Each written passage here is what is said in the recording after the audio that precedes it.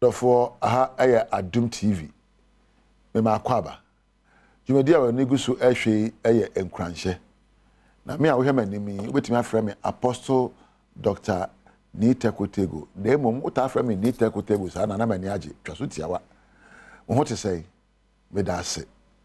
Yo, me bom paye sei hira Adom ene nkoso ebe ya wana muntuo ensusanso na ento ase ade besa no na abrabo yi edie ekura wonsa no wate ene de so me no okoso aka nioma sese etimi yo ni abrabo edimu esefata ene me da so agira nyansa akwan mu nyansa wisdom enye knowledge wisdom nyansa na woni a ewo nyansa dan kwama obewu efrasa ase so saa so na accept afata jimifo na timodinfo so bewu na mo wonyina beja bibi wo nchiri amanchiri ma obi enchiri boa asase so onyansani bewu saa so na sebe okwase a ene timoni din so bewu na woni ya timodin de asase so eye won heaven sebe jimifo no asase so ye in heaven se odin tra na ne age wadu heaven se obo ne yire na ne age wadu heaven me your mama I am the kunu me na me shemra ne heaven ye sabi okwa petition on heaven sabi ni awagimie ne timodin no se osai obi din edin seku a watwa ne heaven ticket no enti ono no oni ba bi ko na oje sabi ne pek e wo Ghana ya ne wiase a empo se obakaye a etimodin ni bia ne empo obi o yedibonye ni ene empo obi asabe na namuntu ejimie no na brabo ensunsunso aya ahwereho ono ankasa aye dia waye na awie na awakodam akoda no na yi ade am ye asese sabofo otemba na owe nsa mame 2 mame 3 ene nani age na odin komuhunu na mo kono kata so no oda na ade abachi a age mi wo ensa no mi kura na teso ono ani hwa enu hu aka no sana bonetie boni amunumu wona ede na chire no enuhu na ewum wo bre na ewum you say the wicked shall wallow in misery, foolishness will let you wallow in misery and you would never find joy, but otrinini woche enkwa otrinini oche anigye otrinini anyansa on timu no oche nkoso na cha ebeso no eche wo bia. Before distraction, the heart of man is haughty. Ansana say yebeto obi no na oye homaso. Nyama mekaye o. Proverbs 18:12. Ansana obi be say ye no. Ansana obi ko say ye mu no na oye homaso tintintinti. Emi nti obi a oye homaso. O say before distraction, answer say ye beba no. Na nipa na koma no ahomaso ena wom. But before honor is humility. No bi a ni die sano na babo dimo no oya hobrase obia na brabo dimo na ni die sano no oya hobrase nyina so ni nyansa o se ansa na seye beto obi no oya hobrase me nti obia me na me ye me na me nim na do you know me dan kwa ma na ebe know you se be wo ye nugwase ni na obia empo hobrase bia no empuni die efata no meme hu obi o wa brase a me hwe ne kasa ma hwe ne kita hodie na ma hwe ne ye se woni fie so montre so makasa ahobrase otimi hu obi o tu se na nante kura cha ahobrase kampese ne kasa na ahobrase epeja wankasa epeja oman tira bia ye memu a enwuma ahodo mu ahomaso minim na nso minimu anyansa nka ho ene ene oh I have the experience me wa experience anyansa nka ho ene ene experience must go hand in hand with wise decisions. Experience hwehunu se ene nyansa aka bum book wa wakenkan anya degree no se wo nyansa eka ho position wo no nyansa bata ho a ema ho brase eka abrabo ho empuntu a wanya na abrabo mu se sika na wanya me mfa ho kwa afa so nya osika nemo manyansa enka abrabo e bana sa na wana muntuo eso ni pani eso onyame ani Mejina ho America say empo nyansa ewura koma mu a ema empo adwene eyedi na okra eme abrabo ayebo so okra eme a nipadua nyina eme Bible no baabi o kire me say kosi se okra ebe me no nipadua eme or say I wish above all things that you will prosper and be in good health even as your soul prospers. Se okra prosper no sa na wapo modine so be prosper na nipadua so prosper. Tu obi a wodi hia ya wo bra ne kra prosper. Okra no eye wadwene a wodwene. Watinka akanya no ene a wode wo peye. The three make up your kra, your soul. Your soul has three components: your thinking patterns, your emotions, and your will. Together, these three become your soul. And until there's prosperity in these three areas, you cannot prosper in any way of your life. You cannot live beyond the level of your knowledge and wisdom. As your mind is, so is your life. Said ya wo kra tie no, eno abrabo, awade no sika sem no ade sua. Odofo, se wo pe bibi atumpon anye sika. So pe bibu agi ne kese anye empo yo kaje sa anyumfo na woto no. Nyansa ewo empo okra mu. Wadwene, watenka, ene nia wode wo peye. Ene na bem eye mfasode ede ma woni oman. Odofo, sebe wo a wotu galamse, nyansa enkura o. Ohene a woto asase ma galamse ru ano, nyansa enkura o. Nyansa ekura wo a kabesu ehunu se asase a meto ayekoto yi esai subna and echirima enya asase mfanya adwuma. Nyansa ebo ejapade ho ban. Nyansa epegya oman ni siye. Nyansa ensai nia yajama no oja echirima nchirima.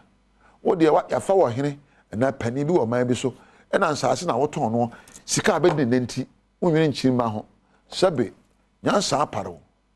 Wo ye oyire ni okunu utwa oyira na ukuna no we na akade sabe nyansa aparo. Your experience has no wisdom. Your seeking for wealth does not apply wise decisions. Your seeking of fame, so you don't apply wise decisions.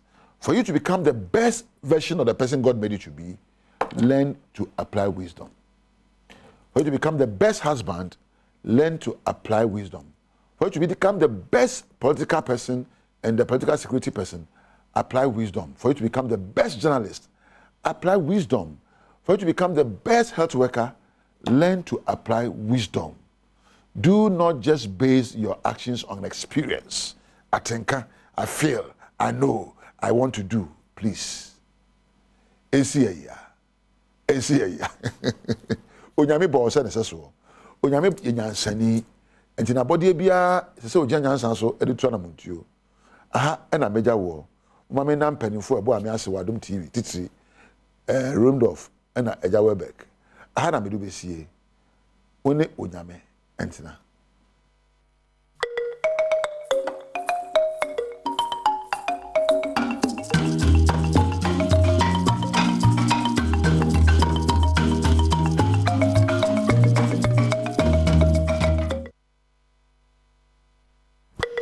Yeti nkranhye sem wawie de aduru so no ye bedwam so kase anopai midin anoche waba adwa se wansam aboabo no de obetie so kahye bi ense asrafo de nsem watudwa ya wochre se mumpanifo no wose omanfo bi nsem okeka se wonom na ekum omanfo bi e woboko no nokwa bia enim sanso na asrafo mpanifo atumi akwa akotwitwa age NEDCO adwumayefo wa bro kopie mu wo UDA City Campus se suku ne de kanti wo kwa akotwitwa wonom nka ne mu amabunu kyekere wonom ehye dem Krobia Santi Vocational and Technical Institute adusuafo ananwada wo mu SS ajapade ne so mpanifo atumi akyere mu nipa nan asan aka ho we ni nsem ahodo bi namde so mo se bedwam so kase akye no se dem live e wo DSTV channel 280 Go TV channel 178 Facebook and YouTube nso nsempa benye bi na wahwe na uhyia me a eya kaise obefrɛ me anoche wapa adwa se wafinchi mo no medetwa so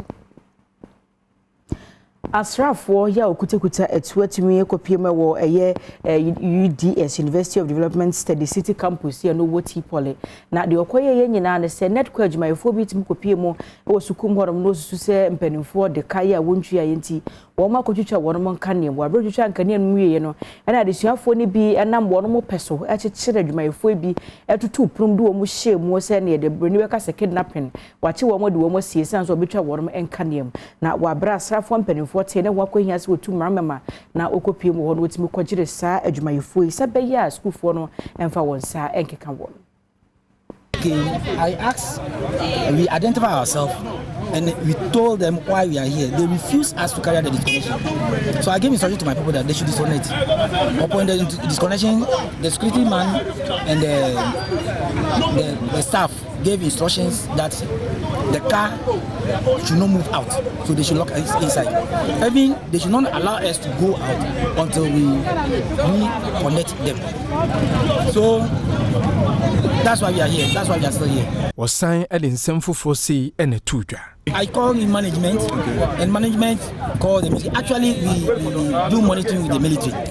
So it's not like the military were there. There's an agreement that anytime we are doing monitoring, the military should work with us. So it's an exercise that we are doing. Okay. So when the issue happens, we have to call for reinforcement.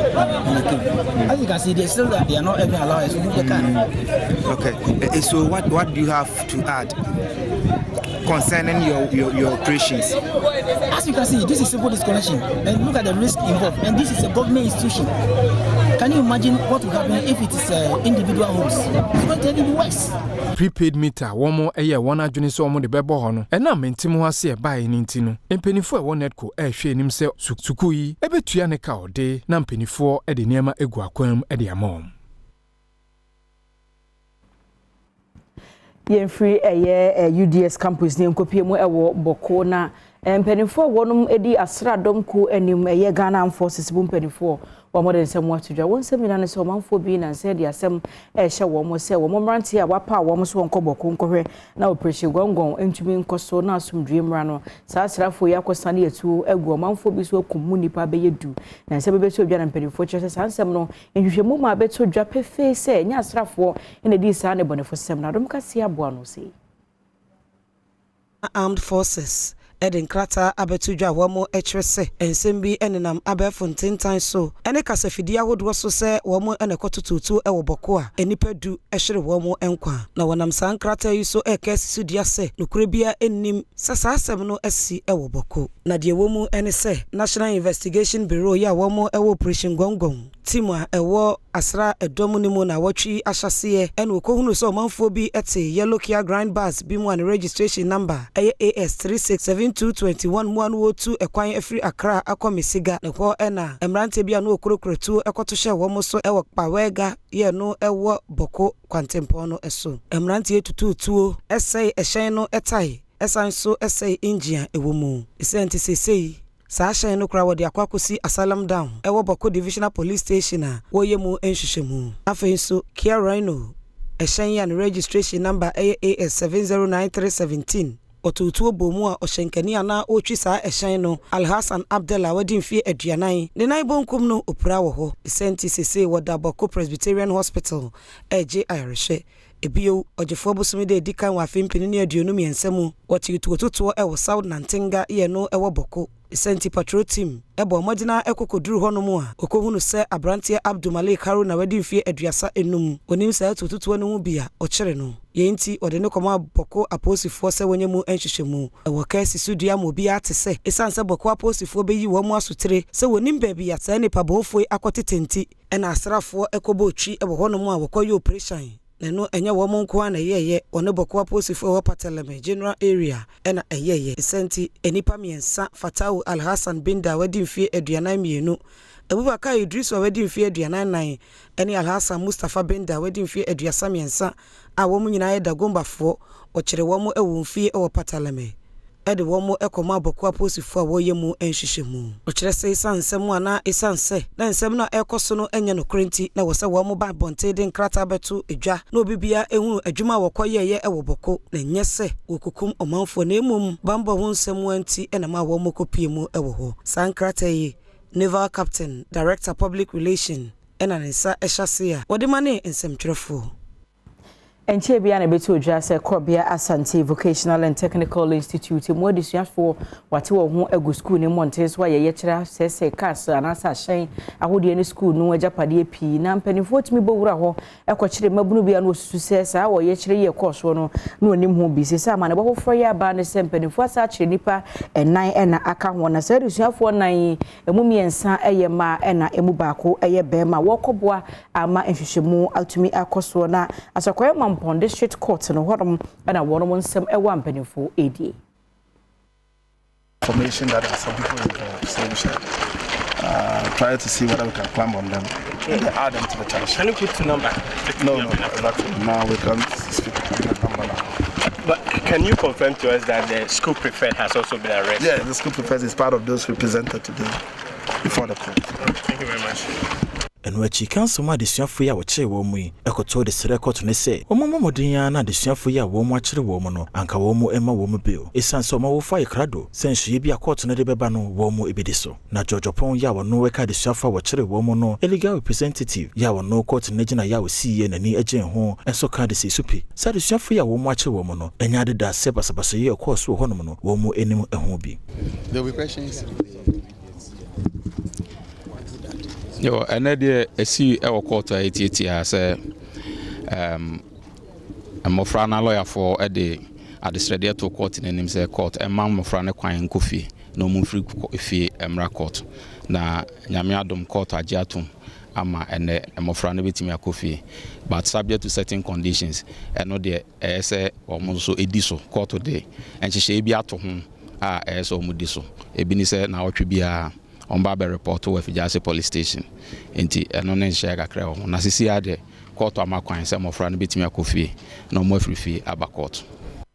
Yanko Western North Mantem no emu na so afọ no no hwe Mantem ne so no ye Richard Eba Obey na opanyi etima kwa kopie mo bia ya wonum esi eye asrafo bia ya wonum ebetena meche military base ewo Sefi Punikrom ye no we so mensi no emu na de nti okoye nyina ne se wochiremu a mensi no anase Mantem no eye foforo ya wonum watie na wohwe kwa na sa Mantem ne kodivu aman no bohye nti ho akohia se wopa bia ya asrafo dom betena na watumi aboban se bia nipa bonefo bi ntimi mfi obi mamu emeye bone sanso na omanfo wo sa Mantem no mo no wo masum ebejo yene amaman bi na ehyen Ivory Coast asrafo so omadwuma na kese pa ne se ebo Ghana ensase ho ban etia aman a yene won ebo hyen na Western North akoye Mantem a yene Ivory Coast for hyen tintin say no na yampe baby a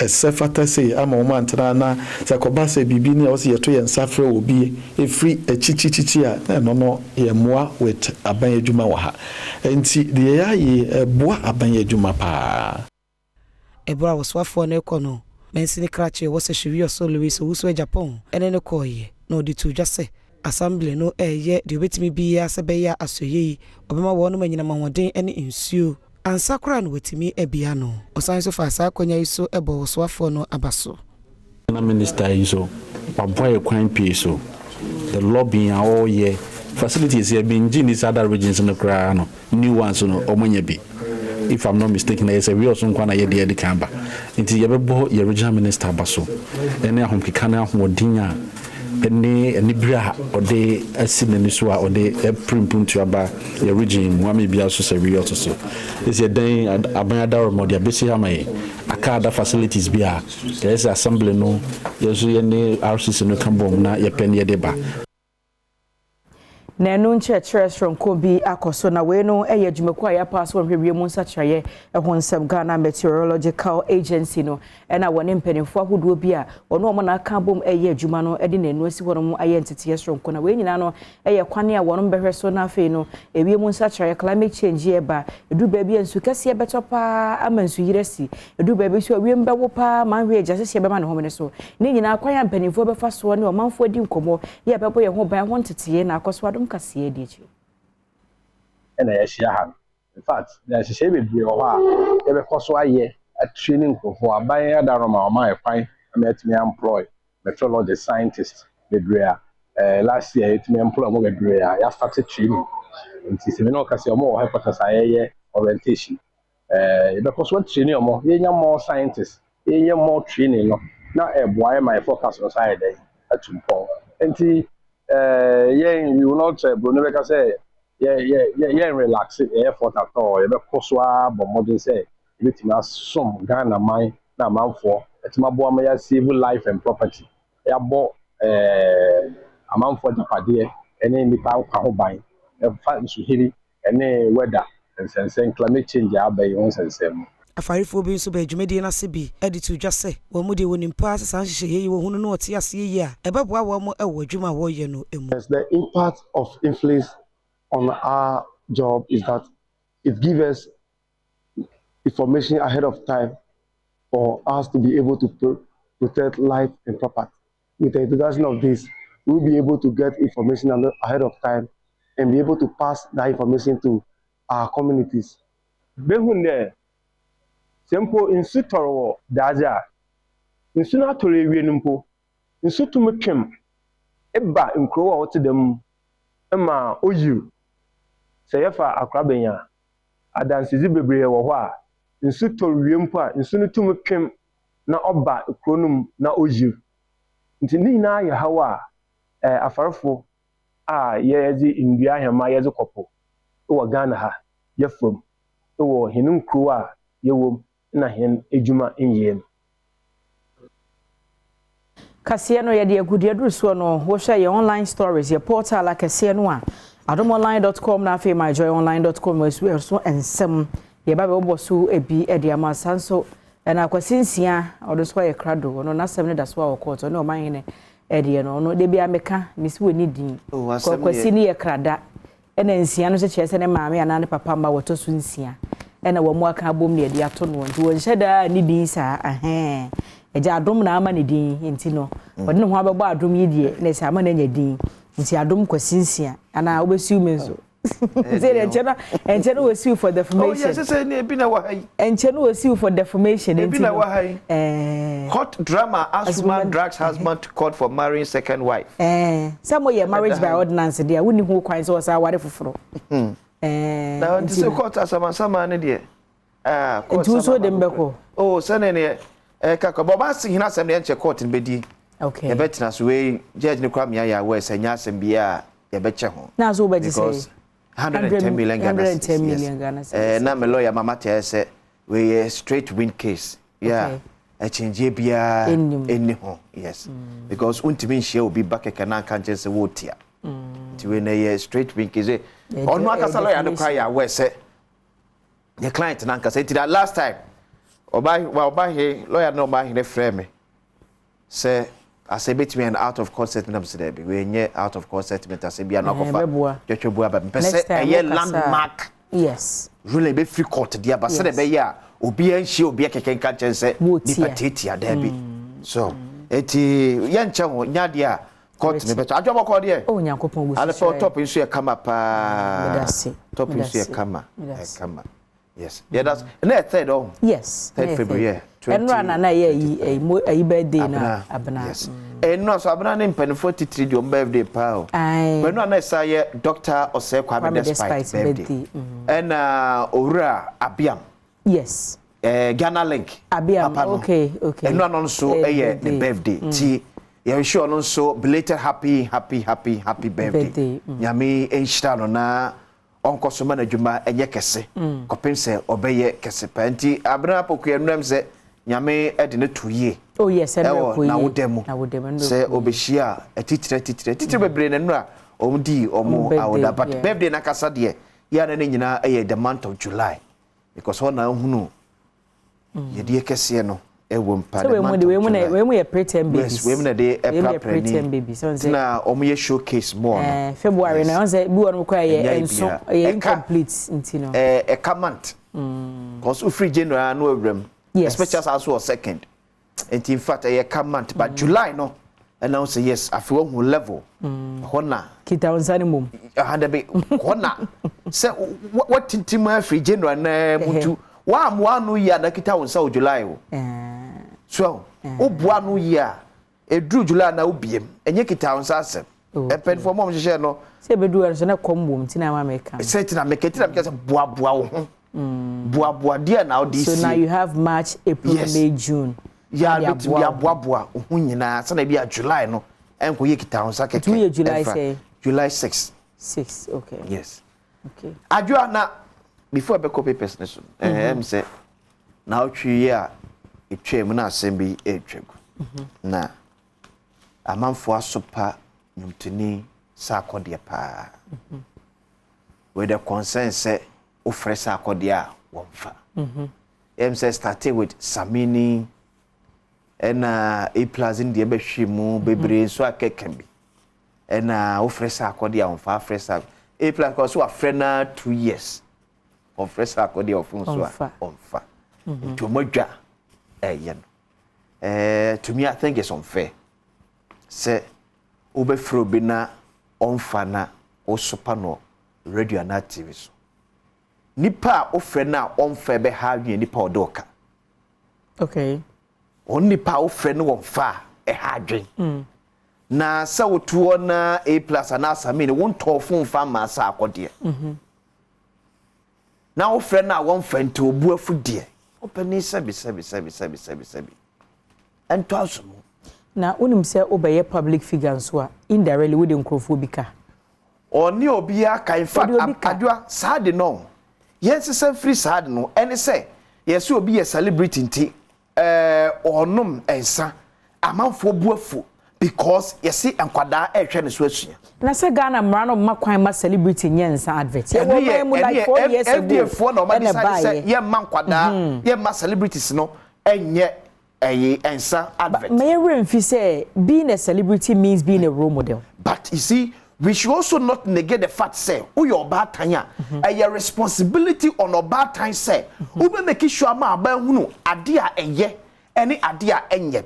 Ene yama yema, ejidie wa bad time no, kofom, any yema pick a man for life, you are living outside your home. Because the fact is say, ma mpacho, mikuta talent. Nyamye shema me talent no ekoso nkyere se wo benti mentwa makono de but na me say talent in the wo but ye ma wo say animunyam no so it comes with the responsibility. Me say adwe bibie no a kire me say se me makosinsia se me adwuma Adom TV me wodin na because wo so ba behwe menti mentwa makono de no but it is up to you se makosinsia metena se hu se me ma miensa mema na mwo mu no omo befa bra na me bono ansa no mesua bibi kra wa abonten a omo sua because o se me made me bra eye totoma abonten fo exactly benyi kwa se mbako fa abonten so fo bra e be totoma bra ho exactly but said ya tete ye nso no kire ye say morally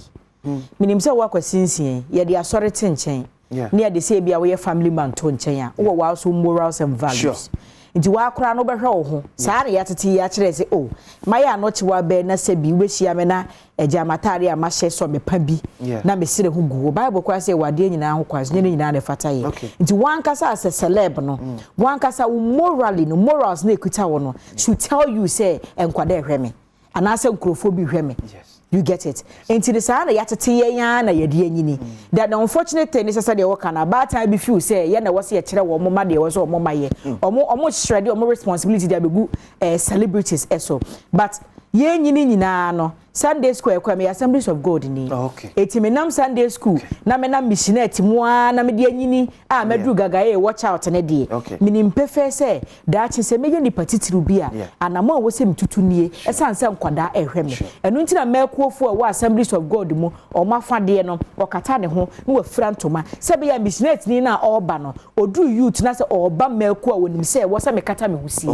nti mpanimfo ne ya ahwesode ema ye nkwada adwa ye perfectly but let me say the fact say obia talent bi ekutane bia so no ewo ne target group yes obia on target audience target group yes etina me tell so oyo ba tan a emfa to trimu say because say Shatawale ewo ne target group no onya isa ne target group no mfa me target oba because oba no ehwe Shatawale esua no nti mane ntwene trouser nti ma Shatawale ntwene tra etima chatawale mfa ne sense nanim etima sister no se bi wo se wonum ayi wonum bibia wonyai no eye me ne wo obatan ya sede se ye mate ye bra ebe toto abontensofo bra ho eni kwa se wo bakofa abontensofo bra be toto wo obatan ne de ho eba sa eni ane abaka jo se ne nkoda no kra no enim ne ma cha abata bi kwa abatan ka akire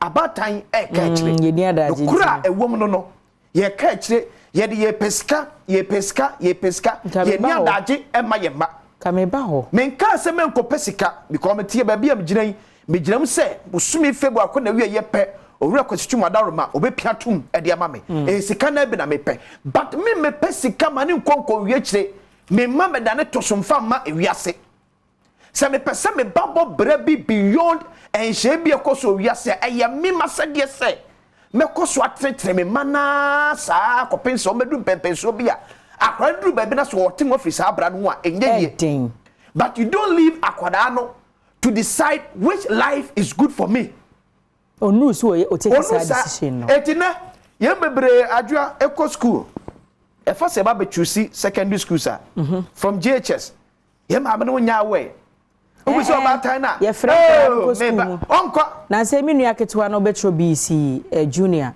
na e wo so mo koko choose school and I was like ye pen so no near the crata na my near the abefi yes now no papa tena se yes na maka say da me fa we say grade A yes me fa we B second choice me fa we third choice but when akra na was okwasa like kra by 5 days and san eduru because se wo kokopiem wa fumeso ho no mo a schools na wo ho na ban schools ne do so e na aka wo mo abom e na ono okwasa la na akra ne nimudien ese teacher for na mo na am say na mo dey about time responsibility ma teachers advice because about time over the years have refused to avail themselves for that way because the community yes say o choose school crowd am aba wo about time kwanya nkwankra decision you be say awo for say na wo omo actually for church omo ma ade number obi kura ba kwa SS 3 years what school ba time kwasra na da what is that school mo won see what da who account so there be me dem mami kodwomra mini adaje dache oba na brabo no e na agya ne sa no uwi ala da ba bete so e na sanchefo na agya na enkra ne say da bi tetuba ni yi nya dache ma ba no akra time so be twusu no school a friend teacher ni e ma teacher ni nchiro akwada ne modern mo school e na betre school a obetwusu even grade 1 2 3 na nkoja se me ba na akoko twusu binti edu afa akra na akwakonya na computer na place be bia na results na bare nya no se fata so be go school make I say what for first choice second choice ni nyina grade A schools no dey first choice no you better place no e be wie na ukwa akotua for CS courses no so about time na so o teach so ba man hu say the next 10 years no Ajuma bay na be the age now your computer era into omo asua computer hardware software 6 years ago omo na edidi nti wo so about time to me etina be ameka se ebegina ha obi won ma wo ya de ofi na bi say o omo be ka politics me the politics dey mempe ye begina ha no ma nye politics ne be kan ye kire de air code say wo follow a wo be hu say by the next 10 years no system e be wo ni etime be ko kire wase na say me ba choose school me ma ni wo courses a be ye no akwa na wo de kakra and now you computer e free one mo isa de ba ko a ne bo se be kosro pa e bomb yes because now me no ka say Ukraine atwa over $500 million om de kwakoto to paye ne sa na ma wo nyina for entokakasi a edi omani ntokakasi edi omani e mo ne Russia ntokwai so me cha no ayo you see there be make say me say na me ka say omo de akogu na Ukraine man na bi da so ho bi ho so eti we nyina no we ko ka obi si o ya amanone asem obi a businessman wo Ghana bia you have a link sa betim dia link to even sa computer ne bomb ne ade ontie international news because Ukraine and Russia but you take advantage of it na man for make sika out of it so na mention ewiase bi e besi bia ne nyina wo ne nsua bi medical ka batan yam yani enku yema eho ne madachi yen your responsibility yenya se dia ma made for no daily guide I just say Apreku joins NPP race Dr. Kofi Kunadu Apreku ofiti flag bearership yes ofiti asantema ntemu aprobo ase ene no kopim kumase ti obefiti na probo ase aza Ghana to get war college president na Adom Kwakufa na eka ne seyem manager caged over musicians brothers death eye perpetual die ni nua no ewo no yes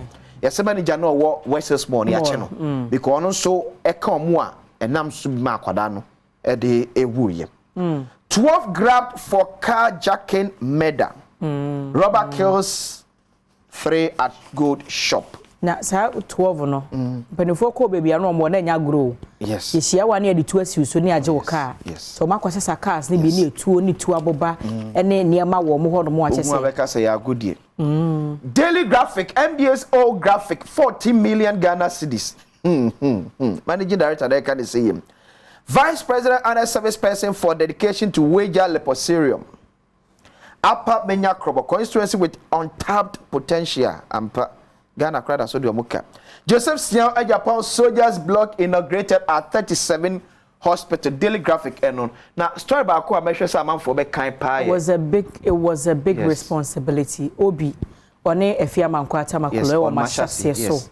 On say a brand new makaba free mono and be take you over so. And now call we are adomonline.com. Try to read about this story. Na responsibility in this one. Yes. I saw. In fact, Otu na se on kenkan Philip Osebonsu Pentecost elder ho abakosemua. Wadwe oyo se eti bonkoso. Na adwen kapapa. Eka mudo. Na adwen kapapa. Mudo. We media na nkasa na ye se ase we kurase no. E de ba kuru mu no. E ya ne mudo. 38 years. Na hadwena efu ne tiri ho a. Tena se abeka so ko 50 years. Yes. Yeah. Na adwen kitua. Ready way. It was a big responsibility. Asempa FM's Obi on becoming a consistent host. And in fact, a big responsibility. It was. So where they are, you can we? Obi ne ya yes. Gay activists. Where the young kai. Why? Hey, Ghanaian Times was how. Or see, other Park City New Times Corporation debtors urged to pay to enable it function effectively. I'm also the Ghanaian Times for also cow. Ghana assembles armored vehicles locally for safe transportation of bulk money. Okay, bullion van. Yes. Yeah. Bulletproof need be Ghana. In fact. When I say me who the ice a pan or car na ye this was no. Yes. Na say no kwa just a strafo pick up from memma be what could do. No musu gu car fufuro mu e de fu odi a kire e bo pan no bullion van no ho ban obekoneske wo mkra so nya we ni ma enti no se wo mu ye bibise na de ama banks na koto de ayadwuma no beboa Alan Cash is our own, says the Chima Traditional Council. The Chronicle na can say Ablakwa has failed to nail as National Identification Authority in Penifonso as in a Western small murder. Disease was running away from police, court told. The Chronicle. And so, Eddie, and I went Yanko home. Ebusia da obakwata mpense mu na afa online portals no. adomonline.com my journonline.com na kwasinsia ne anochwa ba yedi aba na ene ye fiada enti agokansie beba na afa dey ahosepe. Ahosepe nso aba efisebo ho sanso da mpense mu kwasinsia de betwa so ama ye dan ye ho abasisi enko bebia.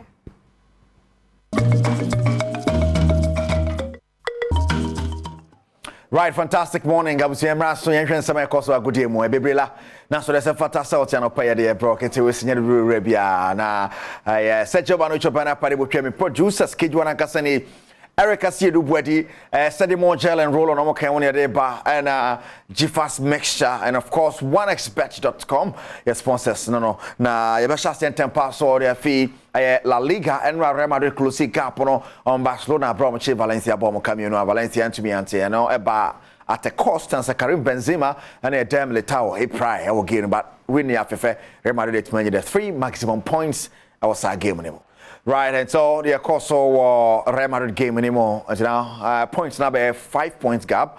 between Real Madrid and Barcelona our table ne so hye ne so sa afma me na yakobo La Liga mu de na ye bebo remu e was na weekend fixtures te be si akoba denra e wo Italy Juventus ball Lazio or the Coppa Italia mu Juventus 1 Lazio 0 hye ne so sa efa ema me kokopie mu e wo the FIFA Club World Cup and so go so koso and ho asema na ye La Liga ne be se na fixtures this year tie na Bilbao na Cadiz and the DPM so Espanyol and Osasuna, Elche and Villarreal, Atletico Madrid, Getafe, Real Betis, Celta de Vigo, Barça Benada, and Sunday Mallorca, Real Madrid. Idia uf, Monshal Mianco. Girona and Valencia, na Real Sociedad, and Valladolid, Barcelona, and Sevilla, and then on Monday, Rayo Vallecano, and so Germany, so Dominic Almeria, and so at the Abueni, we need the Ecoso La Liga, the English Premiership, the Emerson, and also some here. Na ene match back over Basso Chelsea ni Fulham and a day Abueni and Everton Arsenal Bochina. Oh, match bede. Aston Villa, a banner say team new coach Sao Hadrian Pa.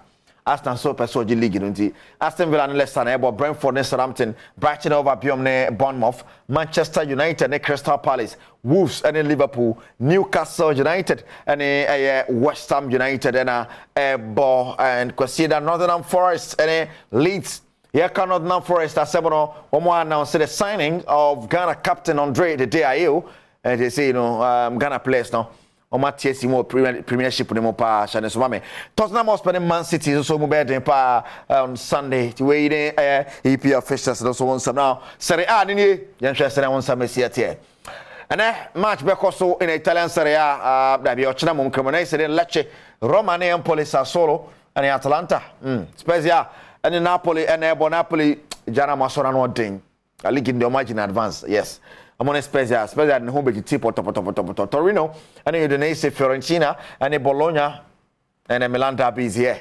Inter Milan and AC Milan nebo there's Monday Hellas Verona Lazio and Monza and Sampdoria and they pay called the German Bundesliga and so send on some AC Etienne Augsburg ne Bayer Leverkusen na Saturday Cologne Leipzig about Union Berlin ne Mainz Borussia Dortmund ne Freiburg na Eintracht Frankfurt and Hertha Berlin Bochum and Hoffenheim na Borussia Mönchengladbach ne Schalke and the appearance of Stuttgart Werder Bremen on Sunday Wolfsburg and Bayern Munich and so mobile the papa now yanko na yenhwe the French League as well the Eba Paris Saint-Germain need to lose na Troyes and Lyon Rennes and Lille and the about Clermont-Foot and Monaco Ajaccio and Nantes Auxerre and Rennes nebo Lorraine Angers na Strasbourg yes Jikube Jiremu had money Montpellier Brest and Lens and Ebo na no Brest ebo draw but na mo bofie that is on Sunday and Brazil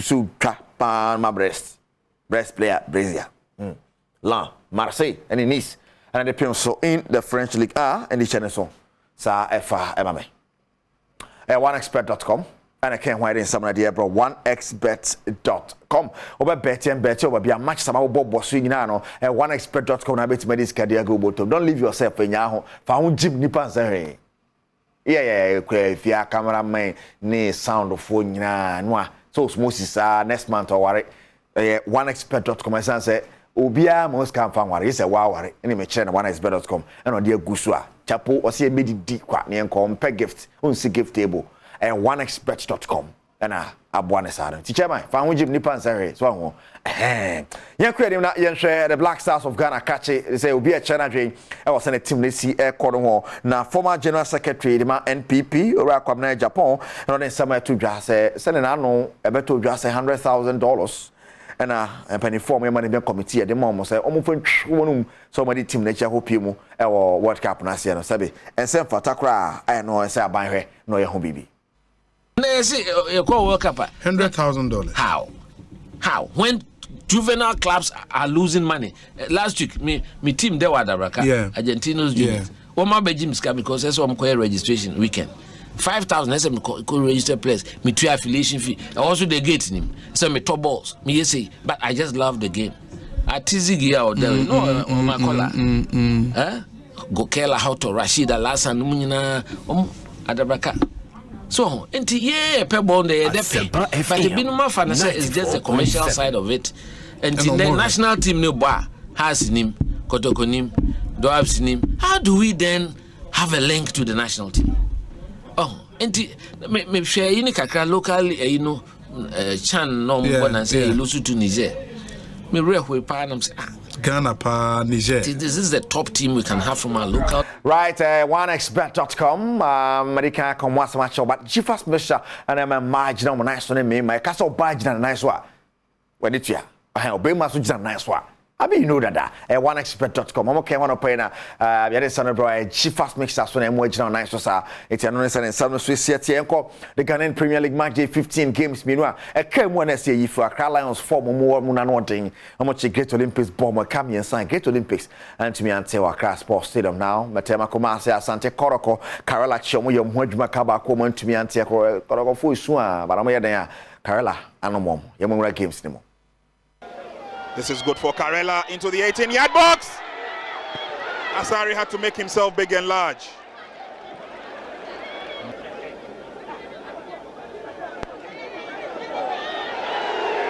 Player goes down in the box, appeals for the penalty, and Karela have it. Mo Sharif under pressure here. Frederick Asari stands ready. And Karela shoot ahead. Samuel Atakumi, hero of the moment. Got the movement right, saw the ball, but got the direction right, but can't stop that ball because a lot of power behind the ball. Brilliant hit. And you could imagine how frustrating Asari will be feeling. Had seen the movement, has seen the direction, but can't stop the ball, and it's a brilliant hit. Again, Karela in firm control as they try and bring the game to their opponent. Shot is fired on target. The pass is going through together here. Look at the link up between Owusu and Ata. Floated in nicely. Asempa to the rescue. Kick. And it's a long, heavy one by Ebenezer Okran. It goes deep. Pressure on Kotoko. And again, was up. So Kotoko will take over now. 85th minute in the game. Mokwala.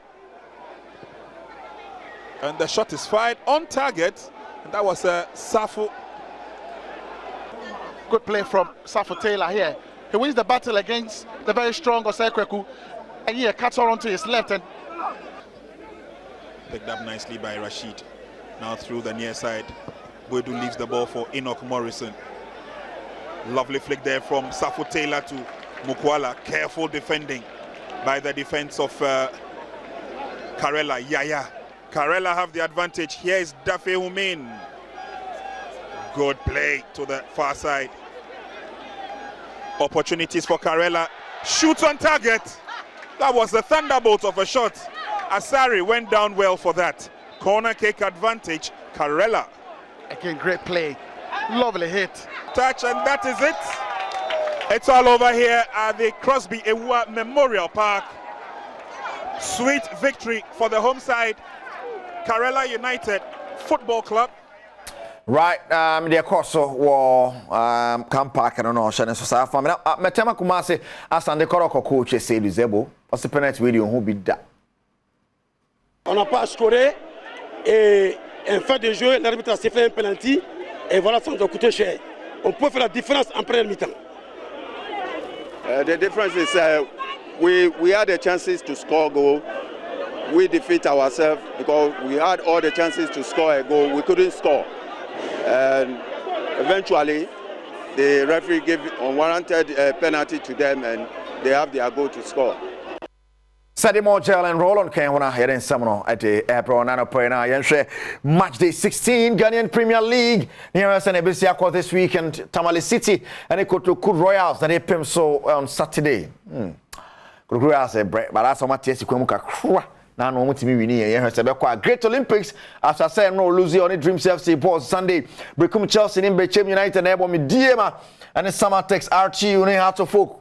Oh, gee, match and I'm saying, Legon Cities and Ken Faisal and a boy with you Adriana Stars etna fie ne Iswatraman e de abo ni na Gold Stars and so ne Karela United abo Edwoda Asante Asante Kotoko Accra Lions ewo Baba Yara Sports Stadium match ne be fe na Accra Lions so japa papa anya sam keto Accra and Kotoko drop points as a folk there's a belly di Kotoko RSA kwan bia so bia betima ko ya but still weekend matches na be chere se Kotoko hye ana so ojeja na ho ama hasa shako ze se na mu nyina boss wo no se o yiro ho hye wan hye o nyonko pa ho akọ do ma Adriana Stars so e wide pa anya sam keto Accra ntama league no emu aye de ye pa e be he be pm bia ne won sam be bro oneexpert.com okay hono pay na sam ne bro bet ya na oneexpert.com and of course G-Fast mixture okay ho be ma G-Fast mixture obey ba G-Fast mixture amo na kwambia so mo yes sponsor steady more gel and roll on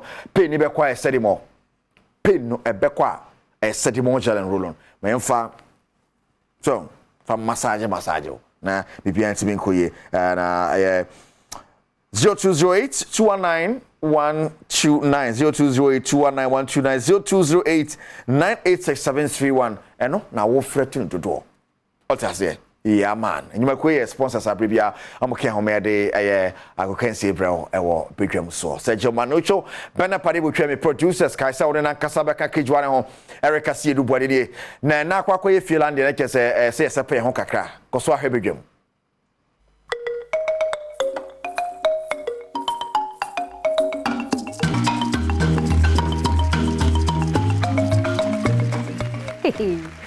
Frank be a through, Frank be a throw or prank when I was so I said, I prepare who papa panese. Now, no, they share, they be always or do you TikTok when I do share pa. Good morning, Momo be biarachi.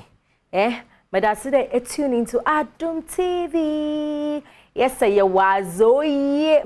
Now, I a bedroom, I was a pay, ne queen. So could be our social media no. NTO ato update bi okakaka hu nyina no na ezibobbo na ezabro mizin is Sandra Abasena Akapo na Mr. Drew na manager na wasa weje edume ya na Nancy aso saka mido na manager eje abansam no sisi here say no doso abansam no sisi we factory research another shutdown. Mr. Drew, what is happening? I call manager now confirm, but me sure that by Monday, this is Sunday, update in our brain. No, you straight to your story. Na ye kwa, mbaka sure that you double. Also, I will be as a 1 hour. 1 hour extra movie wa Ghana hano. Lazy. That's a day I series nazi. Yes, season 1, season 2. Impossible that you are saying I'm bompanko because. Yaba chase ye mbe hwe so 1 hour no lazy neza except ya dabo no ka mebabo wa ha cho enti ya kada enti na mbom ma enti ya dabo nkene no maseme se de wiase kwa enti actor ya dabo ni me osmo one ne o kan na asam so no so opinion wa cha na adwen wa cheche me do business side na way na Film Producers Association for se there be ya dabo asam na yakane di wonyim ho hwe na was a letter was a bottle until letter no was a bottle no na order wo screen no do no na letter no munsam bebre and the actual letter abadamedin Mr. James president of Film Association for no Producers Association for no na we na letter no Joy Entertainment what's na ho pa oh ye mistake owom na em da eba multimedia za na ze eba as letter abede but to ba hwehwema ntoni subject ni letter of apology na ehwe hawa wishes to rendered and on behalf the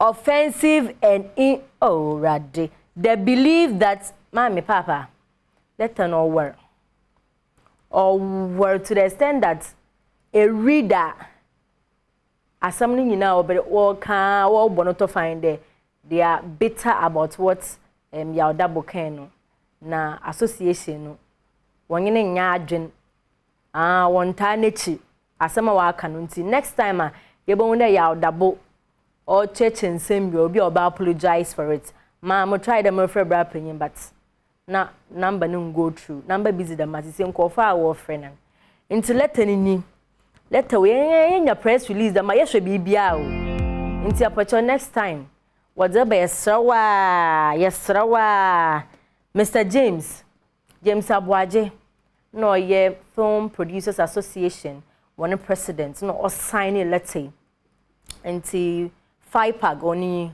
one some okay there they are very bitter about the statement that Yaudabu make you know wo nyim ho na ye kwe na nyima me ka cho there Stone Boy one God efo nyansenyi yeah only Ghana we know yeah mama updating na he's in the US of A na chilling is or chill so we don't drop new video nti yenko ni social media platform no dunyina na yenko share new video no or drop no na we na one God or call private event bi no okoshia a beautiful our Sally me feeling is type baby no oh lad my voice homo and you mean some lyrics but voice into monto no munchade sorry and I didn't change matase into way no oh she Stone Boy bo video ni mam na men cho how hwe Stone Boy mama beefless na men cho enwom kro onye Bob Marley remix ni mpo no hwe beefless no enwom kro no Samini versus Sack Shatawale versus Kojo Sheldon Yapono versus Kwakese na we mpozi another wa trender Black Rasta na Efia one thing mpo deadly Efia no ko interview Rhythms Live na obisa na about onim Black Rasta asemi we no kente na bre Efia Black Rasta ze ono no obo Barak ono awakoto o andi minyim no enyim no onye hwe minyim no eba Efia ze Efia ben no obo wa he ya na ba oyanka oya so ase yo episode ana me me the best mami me the best na ma team director yi why also episode on episode so ne brandy look similar into Efia so onyim Black Rasta so the onyim no anya problem but obaka there oye funny songs na azeno Black Rasta wa born no enhu yon ni kwahe do we say born no as wa sama ba no do pa being asked if she knew Black Rasta. And what did Efia say? She said she didn't know Black Rasta. Okay. Oh, you don't know the man who sang Barack Obama, Barack. Oh, okay, that guy. Oh, okay, he's a journalist. Is he a rapper? Oh, okay, that guy, Barack. Okay. He's the guy who does funny songs, right? When I looked at the video, I sympathized with Efia.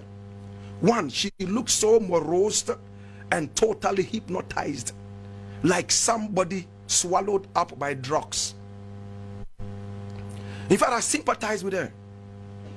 She looked so drugged.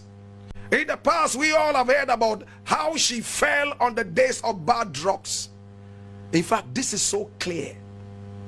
When I looked at her face, I had to say a prayer for her, for deliverance and healing. This is not the Efia that I know. Listen, Black Rasta is a man that you can describe using anything. But to describe my music as funny, I think that she got it all wrong. But again, when I looked at the face, I saw some genuineness. I don't think that she intended to embarrass Black Rasta and make it look something. She is just not aware of her environment. That is what drugs will do. You know what? We are sorry. We are. Black, we are sorry. Oh, abotara. Ebia na efi, ebia na new refri abotara. Jigbody, nya abotara ai. But this now oh yeah obey. Sisi aze me sure the way nko for so efia e follow no if you follow Black Rasta or social media na dinya nza abụzi ntina bekere nya sa akode ne nwumi yo sa akode enwume wa akoya remix yo no ho nsam na Black Rasta echem de sa akode nanka Bob Marley family ni ma oye nsam cho fit end that yende ya wo yen phone na yen credit so na yetofofo yen credit so yetofofo update nti ende o social media yenda na we na DJ Mensam sa akode ne official DJ ozi we boto. And I say, have you ever considered the reason behind Bob Marley's project being in Ghana, not elsewhere? Why trying to send hashtag no crampo no down? Also, why the hate do? Why is that kwada ankoya wana? Mami, sanka why is that kwada? Ebe suggest wana. Na main charge why is that kwada? Why here we? We are enjoying it. It's a remix, baby boy. It's a remix, baby girl. Me enjoy a song. Me stream 13 days ago. Over 70,000. Kofu enjoying global. Yeah, global. This year's a whoa. She yeah, could say ya. Into the matter there was a Beyonce Queen B is coming to Ghana. Sankayam papa. That madam is minim ebi amoto matara to 3 days before. Tickets no so ze. Menyan a week. Nti man kan make I got the ticket a week ago. Mama sam na yede. Nti o se Beyonce na tour Washa Africa ni nyina na ehwe efi Africa na eba West Africa. Ghana na yebeginam. Na nka Beyonce o perform live. Obede. The man was a Kanye be one be. Beyonce yet said all by her water. And to Queen B, yes, rawa. Say Baba bra. Bana yetching. O fancy your doors from her. And you mean now we I'm a singer. So put your hands up. I can't wait to dance to that. My patch-up. And to Beyonce was our Bagana. And to train. About all the updates. Na eshemiti so baby girl. The hair is on point, yes. Are you laid by V or Fadama? No, or mommy who fefe winti. Was go to my social media platform no do. Na follow na question page. Hair be a piano. Baby girl, she got you. Was in na bomo. A honey the bedroom and ho sepe. Yezi besi. Mrs. the Sandra Abasena Akapo. Na the beautiful and natural ba or bono zefisem. Was that all? Thank you for watching. Au revoir.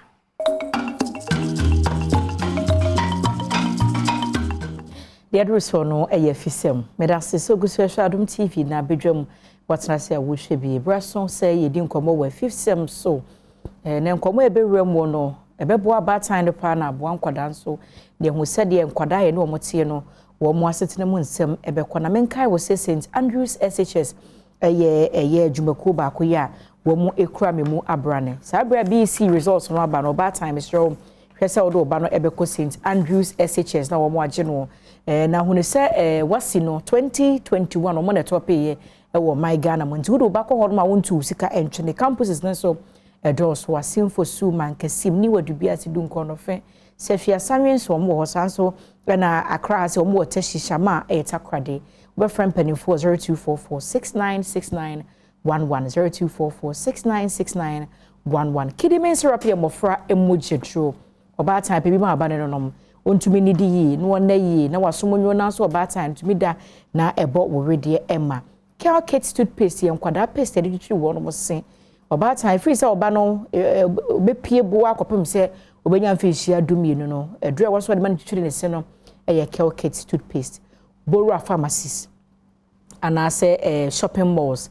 and I say shell shops ahodo ni nyina bi edidwa bia no kwa also Kel Kate toothpaste to be bi na fame what to me at on na eba be di nkomo ye be hwe depression obi feel say anyebia no mpanimfo a wo mo bobra wo mo kwa na wo mo ye depressed e wa abrabo me nkwada no ye ma na no mo tifie ni so wo mo tumi nya depression no ya na ye nheda ehu nti mu nkomo na ene ye bedi nti e be homoden say ye sabe ko panyini a ene na e be twetwe nkomo na afei nkomo no efrase na ansa na no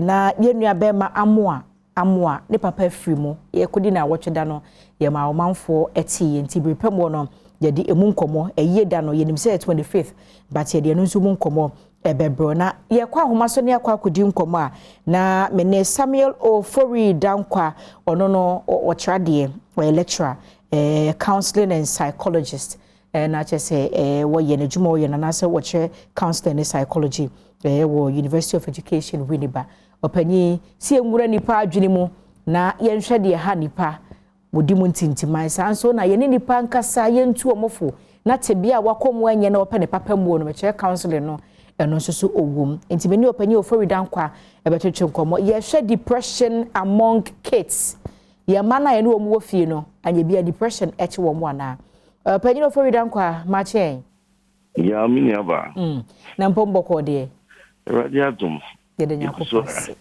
nyakopɔn ase yɛhwɛ depression among kids nkwadaa yɛne wɔn mote nansa na depression no kwa no ɛyɛ de ade a wadaroma mini aba no fɛ deɛ midawa sɛ waba me mpɔte so mpɔte mu ha sɛ wini ba na yɛka depression a ne tia wotwa mu ne sɛ nipa adwene no ɛde ne kɔte bia bi mu a ɛma ne ahosɛpɛ nti ne ho so yie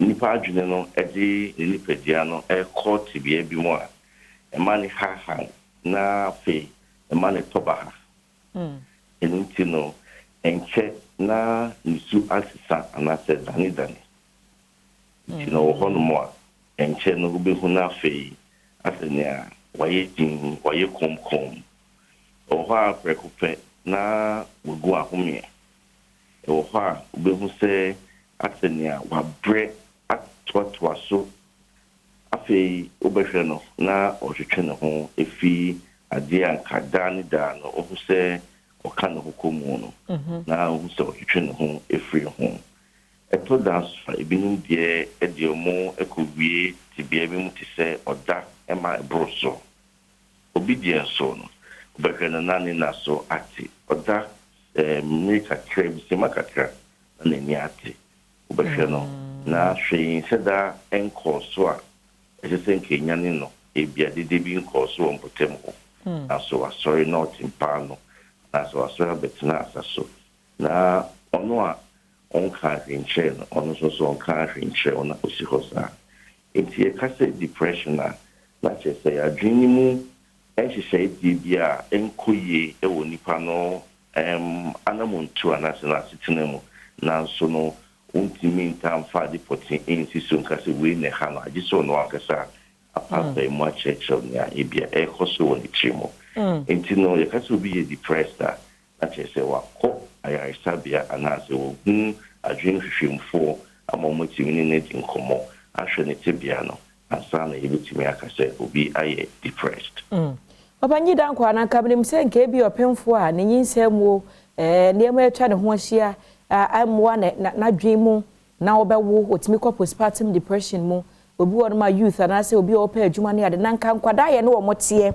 sɛ mebaa bi ɔwɔ mfinhyia nnum nso deɛ ɔmo nso timi nya depressions a nipa hwɛ deɛ depression ɛmfa ho ne mfi a wadi ɛwɔ asetena mu adanadaneɛ ɛne mu ɛnyi nhyehyɛeɛ nyinaa yɛka ne stages of growth akwadaa wɔ ne deɛ na nkwadaa deɛ no ɛyɛ a nneɛma ɛyɛ hu kakra ne sɛ ɔmo deɛ no wohwɛ mu a ɛyɛ a na yɛntaa mma yɛ adwene nkɔ so bebree ɛsiane sɛ wɔnyi no wɔhyehyɛ wɔn sesan no ba ntɛntɛntɛntɛntɛm ebi ne sɛ ebi a n'adidie mu wobɛhwɛ no na kakɔpɔ gya adidie ne sen bɛnti o nti na ebi a ɔmpɛ sɛ ɔbɛdidi anaa ne sen ase keka no nti ɔmpɛ sɛ ɔbɛdidi anaa sen no ɛyɛfefɛ ba no ɔmpɛ sɛ ɔbɛdidi kakɔpɔ so mfifirisoɔ agu no nti anadwo osu saa yɛnkini a yɛahyɛ mfifirisoɔ bi a egu no ɛne esu a osu anadwo ɛne ne ho a ɛyɛ hahae no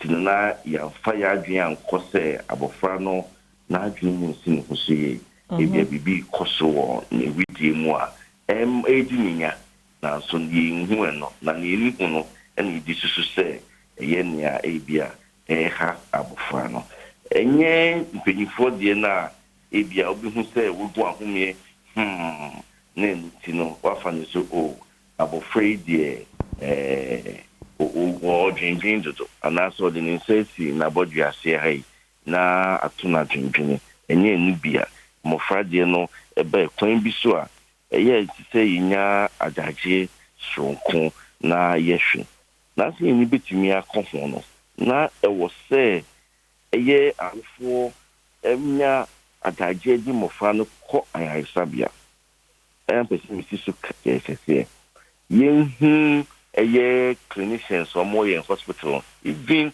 yɛn chips compound sisi ɛwɔ wɔ hɔnom no ɔmo wɔ nkɔfoɔ a yɛatete ɔmo a ɔmo ma saa akwankyerɛ yi na yɛba nneɛma ɔmo taa kɔ soɔ no so no ɛne sɛ yɛanhwɛ abɔfra no yie na sɛ yɛma yɛni ankɔ abɔfra no ho a na yɛma yɛadwe nyinaa kɔyɛ yɛn sɛ nea ɛbɛba de sɛ abɔfra no ebi a ɔde nsuo ɛbɛfie ɔde ɔtan bi a yɛtan no wɔ school ɛno nti no ɔnte ne ho aseɛ sɛ ebi a ne namfo ɛsere no na ɔbaa ne aka kyɛn sɛ nso kɔ a ma w'ani nyɛ den obi bɔ wa ebi abɔ ne bi ana obi gye w'aduane wɔ school anaa ne mfɛfoɔ bɛ school ɔmo gye wɔn aduane sisi hɔ nom a ɔhwɛ ne deɛ no a ebi a obi deɛ kosua da so obi jollof ni yɛ kɔkɔɔ sen ne deɛ ɔbaa fie obi saa ɔsɛ ebi a maame me deɛ no ade na ɛni fitaa saa yɛ me namfo nom ɔmo sere me ɔfa asɛm so ɔfie hɔ ade na ɔte saa nneɛma yɛ no ɛna ɛtaade yɛn hanom no de bi man mu no ɛmɔfra kɔ adwendwen mu ɔbɛhwɛ na obisa ne ho sɛ ayɛ nti me maame paa ni nti ɔyɛ papa ankasa ɛna ebi otimi bɔ me mu saa ana ɔtea me saa kɔɔ na danfo bi fie anaasɛ ɔwɔ school na yɛbɛfa ne namfo no makɔ fie no sɛnea papa baako deɛ baayɛ no onya abotrɛ na ɔde m'anigye hyia abɔfra yi ne bi oyi tɔfe ketewa bi hyɛ ne nsa na ɔma na tu na ɔpagya no de no kɔsii kaa mu no ɔbaeɛ ne papa deɛ baayɛ na ɔsɔ ne nsa twɛ no get into the car kɔtena kaa no neɛnkɔ mepɛ ntɛm akɔ adwuma anaa mayɛ late saa no ama ɔmo dwendwen bebree na yɛ no yɛsɛ bu yɛn ni gu so nti yɛn mma yɛnhu yɛn ha wɔ mo ɔte hɔ na ɔyɛ din a yɛsɛ ada wɔyɛ kum saa sɔre na kɔpɛ biribi yɛ yɛn bisa ne sɛ ebi aden na ɛkɔ so anaasɛ ebi a biribi ha wɔ anaa na sɛ ebi abɔfra na sɛ o ne ha me ne sɛ ebi a kampɛ sɛ dada ba na ɔbɛfa me a na mama ba na ɔbɛfa me a anka ɔnyɛ ma tu nso ɛmɛ fɛ yɛn tie no na yɛteatea ma abɔfra no saa wobɛhwɛ no na abɔfra no anigye ɛɛkɔ fam na ɛɛkɔ fam na afei akɔwie ne sɛ ɔdwendwen saa ɛnti depression no ne kwan yɛfa so bi ba no ɛdɔɔso nanso kakra ɛwɛtumi de ho nkɔmmɔ ɛneɛ na sɛ mehwɛ ne yɛ nkwadaa no anaa mete ase yɛ nkwadaa no deɛ yɛyɛ sɛ abaata nyinaa wɔ mo hwɛ deɛ wɔ mo colleagues papa na ɔmo maame nso woyɛ ɛwɔ school mo ɔmo ba ɔmo yɛ nyinaa nso ɔmo hwɛ. So could there be a time say akora bi betumi I depressed because obia papa ba PTA meeting ono nko ane papa ama no kra ebetumi abasa ne kai se minni kra yi me papa mu din komo bi na me ka chom sa de no mamba me PTA ma mo secondary school exam ni pefe se na omo wo stremu odi so for stremu enya ade anko betumi enya ho ababida na so kofo awofo ba ye na ye fe enti uhwe mo ba so atata yi enye na telephone abuso yi aye jolo benkun na mo dia ba na kofo dia mi cho na me hwe meni kakra mpo no mo secondary school na me be 12 years enti no eha pa se mo fra no ya ndwi mo ho sa kwan so bebrea ana pia obehwe no na ediminya na adwini mu no bia bi ese ahoɔden bi hya ɔde benya asua ade no na ahoɔden no ne fa energy no ɔde ba be hya dwendwen ni mu isa sɛ wodwen a wadwen ne twe ahoɔden pa eti no ɔdwendwen no na ɛtwe na ahoɔden so de bedu break up be school so onsua ade na teacher be ba class mo sorry ne bi sua ade na wa brebo dada nti we hot ho na order Ele so nhu ana ke say ya ba be bo afle tim na odi onya kwadwo de bia ba school na order sa na yentina se And the next year, we share say depression, a cracky because we can papa textbooks want to be that. Yes, I'm trying to con, is I'm trying to con who be deal. Near woman could to near popo me. Oh, next say a banner saw war bat and I was all the show. Tim we said, me banner bra bono a first. I dear Bema me banner near J, and I was a me. And I answer, so I ain't say a money to do. There be one say, is this you know? Share senior card to your corner. A unique coin back where that was a chinchina, say yarn as I said, or you have a funny to your fashion. If you be a new sending a Canadian society. Now, so no, and you women endorse with P. Just say, if you go over and see, not just a what books and qua, before you school by and oh, yeah, look at shampoo, not just a little book there be. And also so much when I be to my depressed. Okay. It's already fair for our post school almost coffee or see a who's here, but free window more one thing who say, if I follow Mujago. I don't do anything Jago Catranity. And also from our finite depressed. It's no balance no. Send a beshama, a fanfano, a beshishena, or Sia de Catra, or Diago Catra, or Sia de Catra, or Diago Catra. A good deal, Monsono, and also our for the Crama when you come home. It's as I will forbid the rotor beside said, that, Ugunyami and send me charming on the next sana was a fast and so, Mayaki. It's you know, we are a sana, just or any say, one gain of the horse in now. It's good, yeah, go the one whom far was oh, star, you do not mention, therefore, no, why are they near Conacot was walking. Let's say, what who say, or drain the home. It's a dream view of honor and national kissing in part. Now, same you honor and national kissing. You will say a year for one, no, a gentleman said, I me papa, me mammy, or my Jimmy home, and no more years, not a MFA. And down, not a move any Jim. Meka me ba panyi pa kwasi obaba so fa no de neti na na 9 etisi wo ho wo soro na ya tia na emfa da ko na mchie ne tia sam se pa ade a wuyi uko mbetumi abu ubetumi epra efiri ho no me mahu se wagyaye anya bia se de abatan ne ye ma ekasa no eye bibi won kwada brabom no credit ye ba fe nyagupon kra oni ankasa yentie ho ase enti kasa de eno ana ye bibia se yenuma igide wo kristosun no nyagupon kasa na wi ase ni nyira bae mi gidi se yenni sa enti kasa de na ho di ekura no so wi filipa brabo mo a na te sa ahwahwe enkoso na senya wo be kano nso ehunhia se bi empini frikra wo ho na se ukuno so riba na ono kasa na anyefa wa we snap ko po wani mbe yafa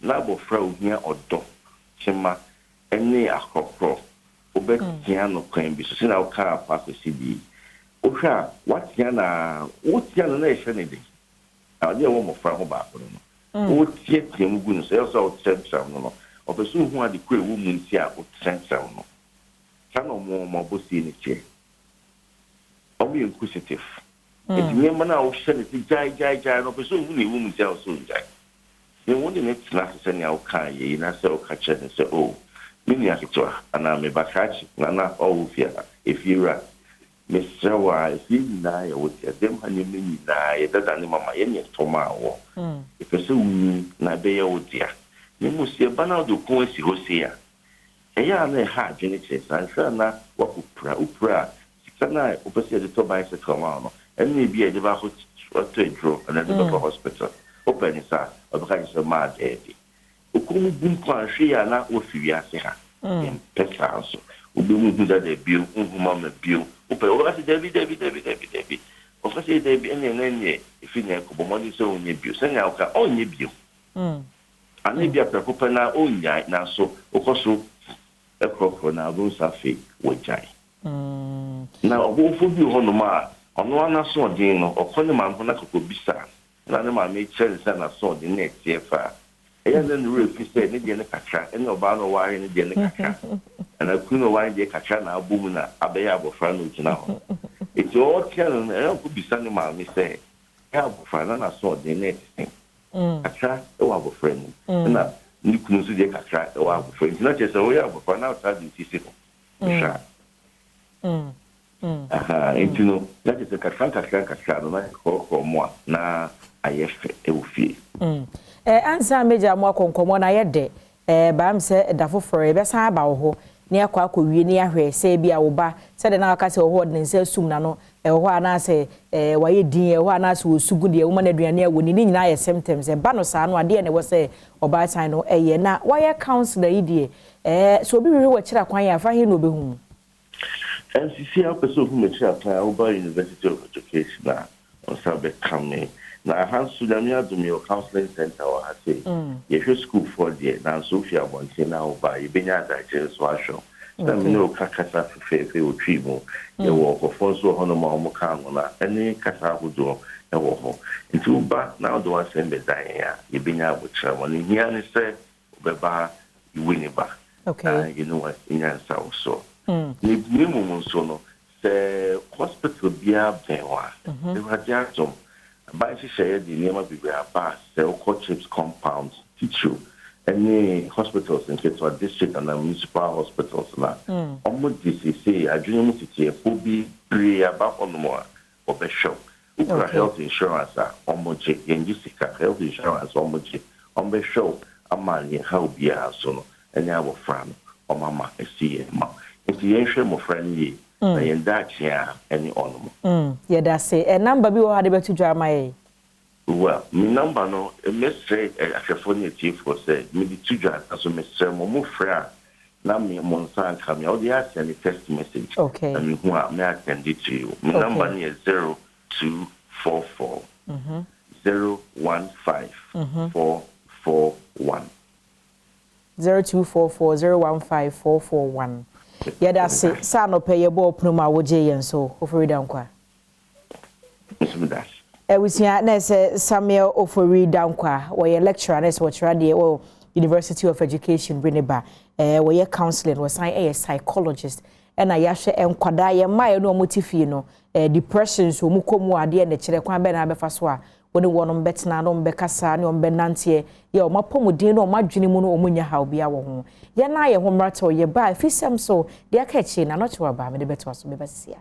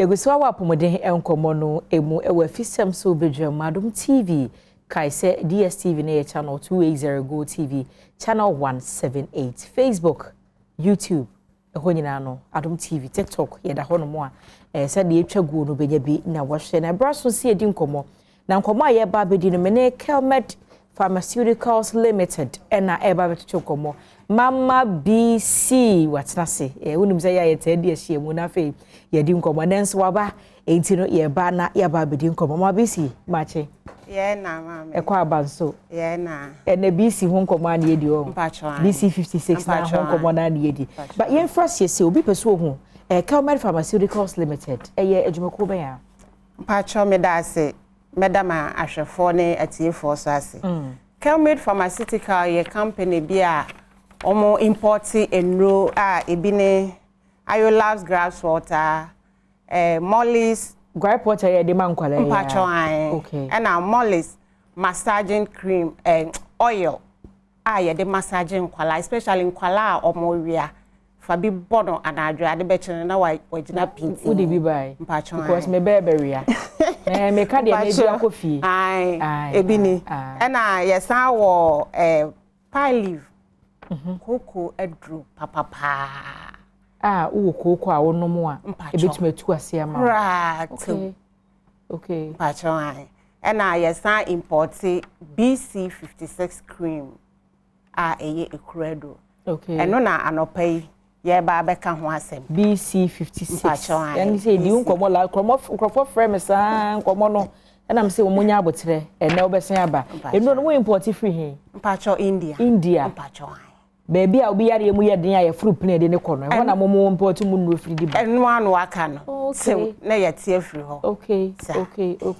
e say Iolabs gripe water mpacho ni enkwala de mpacho de atugu o manum ana say o mono ma mananya relief say na yefunu ya na bibia sa okay enti BC 56 no eno na wo say ye adwuma be no mpacho eno eye kuredro ekuro mpacho do bi ekuro tu no mpacho aye krankro ekuro krankro say metrechre mu a mpacho BC no eni say netie esi hopoti obi beka fefe ya BC 56 ne eye kuredro ekura emo abie say ye ka say ekura emo abie bro ni beka say opened wound na say when accident ma ba ebie twa why surgery okay why surgery na opese odi bi fa so betimi di bi afa so when ya accident e hwatwa ana say bends bibi ahyehyw sa obetimi di bi ayeso bibi etwa cut obetimi di bi ayeso abrasion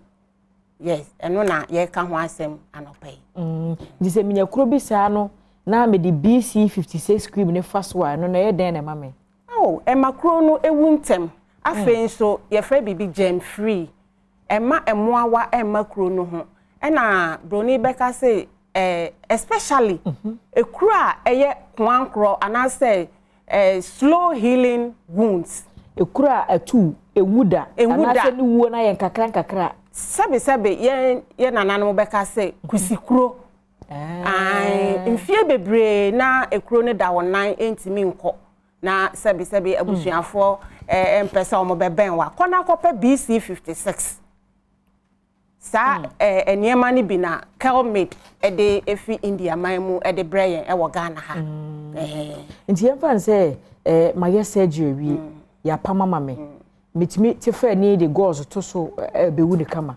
ana meti amankata so kora me de fa bewu ama me kama surgery no sa wo ka surgery a eno ye plan surgery ayaye eno no ansa na ye be yi wa fi ayaresa bia hokra no na bibia edadin nti eno no di bia na eno ni amepese atiefo etie ene say BC no ye wo bibia ye friend chronic wound and a slow healing wound diabetic wounds and ulcers ese when ye wa ekuro tu a wa ya chronic enko wa wo mpane why ye na duro na abai BC be yi bibia fe ama wade wo ho se ekuro na ni eye sloughy memfa se redie no ewu sabe apro eno na BC eye ho adwuma BC 56 enya Ghana ha na yeyo ye di fi India man mu na ye di aba oman mu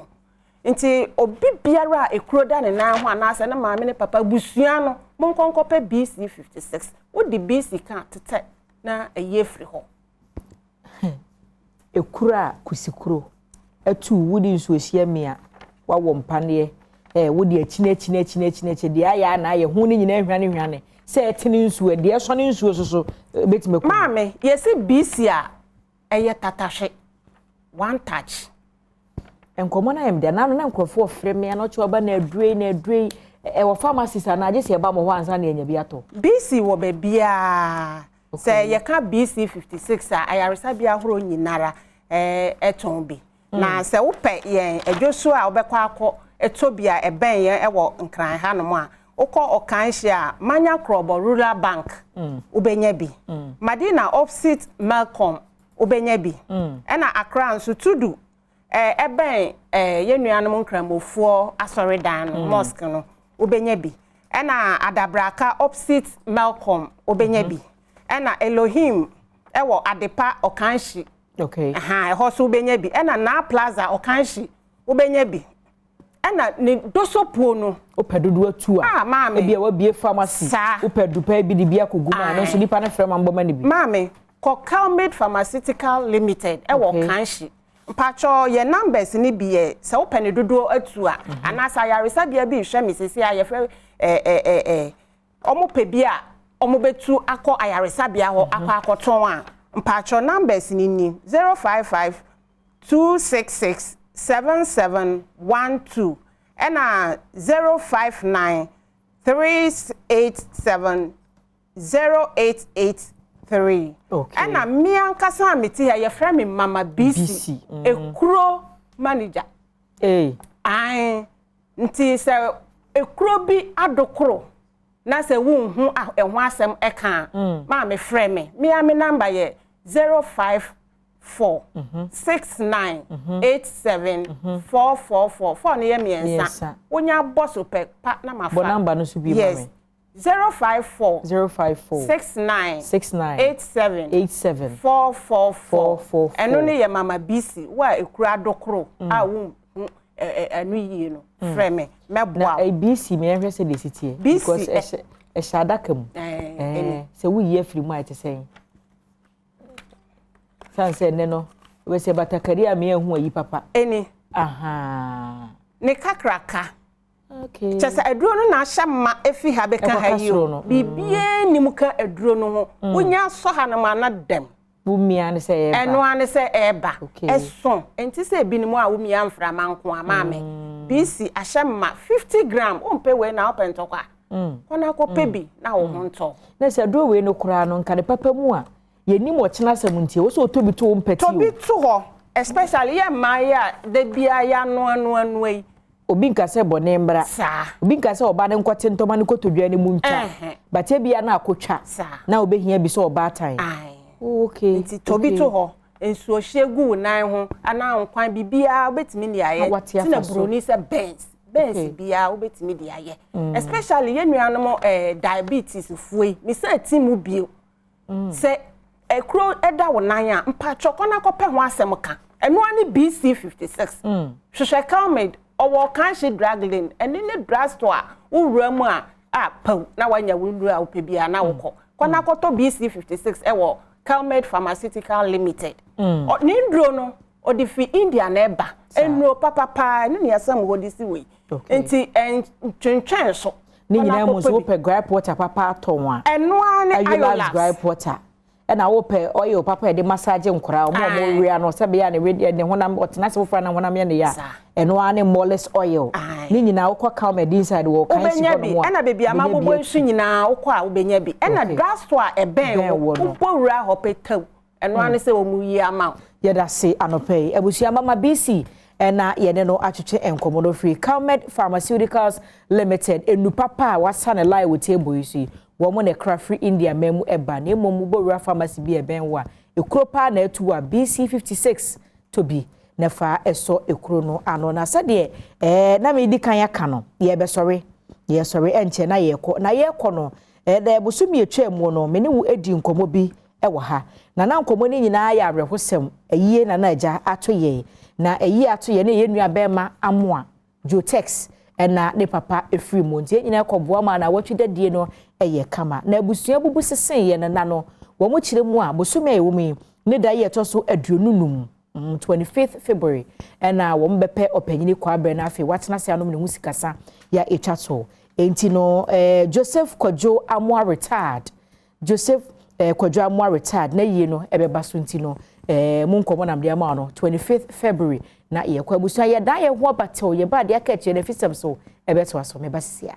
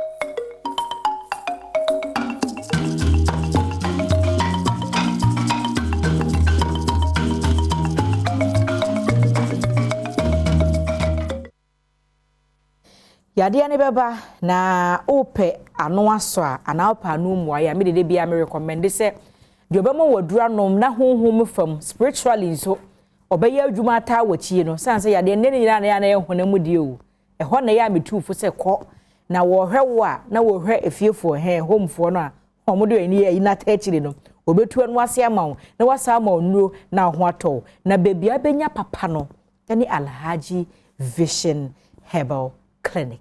Alhaji atena se yeni nkomo na afei ye hwe bia susan de body hono ebefa. Alhaji amen maache ya ina me de bia me kase nuro no nyame de adom wo no kre o de adom achede na ma wo no kre na honhom mu de no so nyame de adom wo ni nyina enti wo de nya haba ne nko a wo se wura ene se wo ani o ana oni tia kete si agrovin ana mabu beni ye eno no edo ki eni nkomo na Alhaji Vision eni ho yi nko na mo ya na tabi nyoma bebre okay die di kan obi ho a owa akoma yare wa chini ache doctor Sakuku dam nim die fo hwe ne ntumi nko sadro we se wo de befra hone no si papa o se wo wura mu dia yaye e wo no ya kwete na wo wa na aya na nkasa no ye wo bi ho ankasa we wo de fra hone na wo de mano akoma yare na ha no a ntumi nko no inshallah ni nyina be de ebejai okay we so ebia na obi na to edro obi ho se ni omo bi ni nam me ho doctor sa hwe no ntumi nko wa bre ani edu rampai bom wi ebe ma o sade obi de besra obeda obesoso da yesa obeti wani na bibia akona ho ato we so ema na sabi o mbebu o nsa na eha wo obi ho ade menses na ema yie obi so wa de 2-3 days na twa eba so ebatum na ya na brem fibroid no because onyem so 6 months to 1 year bitimi from say allergy the menses na ntumi ma 6 months na ema da obi so de na back to bi na twa obi ho nso fita bi ko no sabe misremeka we ba Alhaji Vision Herbal Clinic no me no bi ho amede beka ho no ma message no beba kama obi si ma di 45 years 50 years mama obi a wadi 50 years mama na drama na wo enti e fa wo sanity abo ho ye 50 years wa wo enti se wo tie bi na no koya kan wakoma fato yem tu na mo ne bra kokomemre Adom TV dan kese ne chi e ba che obi so eye problem obi ho a ade wa kira wo hu obi so ho a ebe na wo hu obi so ni sia na eye ni wisibisi obi so ro se e bo na aba so obi se glaucoma abaso ete na baba banani so wako ache entumi nko na obi nti Alhaji Vision nkanto dika kwa na ni ba operation ti aka ba pese oba eye haban ro na twedi ampo Nyankopon de na me nanom so no mahira so ede ama me enti we eye nro a obenom na afa veins no na yi ebo ete ani glaucoma na yesi aba wani so no medium pai bota chiri nti babi yare ni firi bia meden mehwe ama ho ato eno ne hia no because one man aduro no na say fiefo so tayechira obetimi gi aduro no on free me honko du babi ni ase no so alaji vision back in the obeba me mpaebo na me data wachi ninti no baifo bia sebe na say aduro timi say wo kwan so waje a wo koye timi say no okay etimi say aduro no nti wonu ma anya dwuma obi say alaji ma ye adwuma ma ye nduro ma obi ho doctors ahwe no kwa ye labs onhu de ha no na no ko bi ba me ho fibroid na ha no na mu say fibroid no ye toto ne yem enti ya to fibroid ato ye mu so ne nam na wo ye lab chest onhu sanity wa be ya obey operation na obeka dem obi timi wu na ne time enso ye eni o market wa bi me pa che we su mi nua be ma bi tie mi na no pa ni be ma no enya dwuma de be ma no si adwuma so a pagya ya na tom ne da ho esa gu aware e de how never obi so anoma duro ntimi ne ho kani enhyem sabe Mr. Meka enti na 25 to 30 years omu frema large me be ma no enya dwuma adenti na enya dwuma bi won panifo bi o modi 75 80 omu ba omu nyare mampa wankwa no mbagi nti aduro me de ma omu msi alaji etimi bo adwuma man ho toy na wo brand e wodi 35 years so se me be ma nya adwuma adai kama kuma fatu yem to na mo ne ba alaji vision ba kan we eyen haban ma kuma ko 5 na me dia ye wo be no be ma na be gina so ama maka cho se be ma de so etimi bo adwuma 21 times asa na month na de ande boso mi bia 21 week bia won timi mokra na ye 5 times oh bonso etimi ko 4 5 asa na dia yes there be so mare kwa na se ni bia wo okay Mr. Meka eti to na mo ne ba large vision ba kan be ma bi temi na no pay yes be ma ne ye dwuma kra to na mo ne bra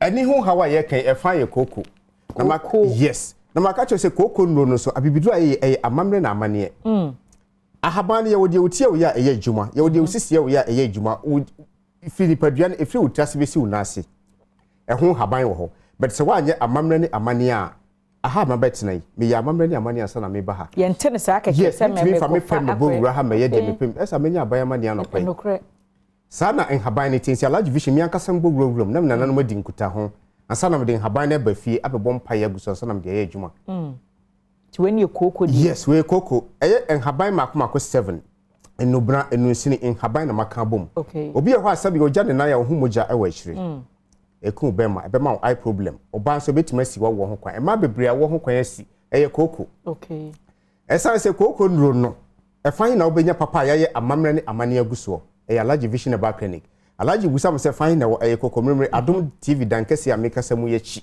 ene wo enti babi a wo firi babi a na no pa wutie mi firi kumase oboase takwa brekum sunwane ebi firi boko nyina ba wuti region fo so ba ha pa ashama ne tema na no pa mi chia mo de ba ha omo so ba ha enti wo how bia da wo so no de se wonim ha o faka na wo ba wo de frame ba bia obesi me manager faka na wo be fa na wo de o ka so ba Joy FM na sa Adom TV wonya du hope de be show kama na wo how bia da wo so say sunsun mo na se kuna mani inshallah ni nyina be ko obi tie mi na no pay wo boka de akwala no ko school fees akese enso ye cha akwala na de wo hu na retentive memory we yen haban mako 5 bia me de aye na wo de be fra pure honey se de misika we di kan kire wo na ewo no akwala ne tafra wo se na adwum be bie kama de obeche ne bia ne rem fida okay me bucket for wo kan asem kire ne ne na obusa no be 1 week time obehu so afi na okọ 3 years okay adwene no ma bia nkasa sanity oba bia ho wo tie bi na no pay se bi woni be ma hia na nsuo no samba wo de na no aye de koko na ye wo sa enti doctor se kuku dambe hwe be wo mpane amonu no entumi nko alaji ka chem se mo nhwe obitimi kwa aware oba ma timi ko ne asina wo ho kwan oba timi ko ne asina wo e fine na obehu alaji vision tenase de wura mpai bom na mahwe enti wo how no ba bia free ba bia me ma wo nduro no ma ebe den no ma dware ebe de ebe ko me pacha we so obi tie mi na no pai ma me ne papa ni die mu amode tie mi na no pai ahobrasie mu ebi a wo sciatica problem obi sisi oda na obesora na ye dia ma ne nsa no na no identity wa no ndo wo wiase nyina entumi nko alaji ka chem so obi koda machine bi so me yesa de wasa na ni wabubu gudem enso on di 50 years ye ma me mo di 85 90 so mutumi nante ko ba bi yo mo pe bia eye nu papa no mo ye de enom we ya bibidro kan en haban enubra enusini e makoma nan nti won kotodwe usisi ba bia ye wo ye bia large vision se e ho no e ya bibidro na amamre ne amane etachiri nti to na mo ne bra so obo modi na be large vision ba clinic e wo kokomemre Adom TV dan kese ne chia inshallah how na dawo so ne beko mpacho ni die mo monji number no asa bia na obi antimi anhwe ha 0242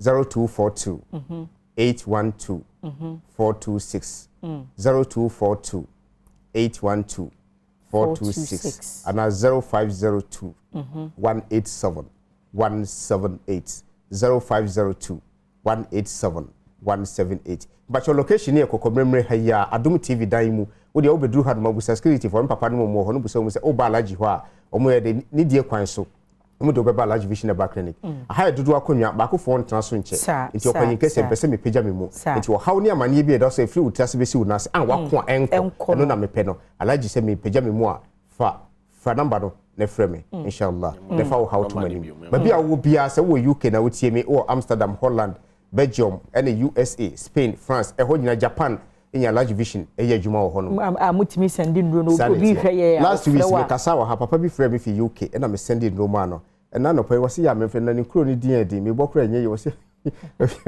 when you are shane ye ne bo shire kana ka me share bi kra wo tie me ka hwe o ma sada ka me hwe mu ye the man no se si ameka say was send this kasa large madam for bi se opebi okay money bi henti no ba bia wo tie me bia no wo de fa number no na frame WhatsApp number wo how ni amane bia da wo so bia large vision number ni bia me ne yonko in fact your number ni 0242 812 426 0242 812 426 but your phone number ni die kwan so ne frame how ni amane bia da wo so aye kwan kro bia no inshallah ebede ebekoko yeda se ebusia na se ene Dr. Alhaji Idrisu Muhammad ene no atwetwe enkomo no no da Alhaji Vision Herbal Clinic no ene wode number no so da screen so nti mistro fa ne frɛ no na bebia wo bia no ene ni nkita ho na begya yaresha honhom ne honam die nyina no obetumi ayama ebusia so na megina na afisɛm a bede so mo bedwam so ne de no bede ne nyina esi wuhia me a eya frɛ me anoche wa ba adwa se wa kwasinsi etna se na mpense mu atwa so medase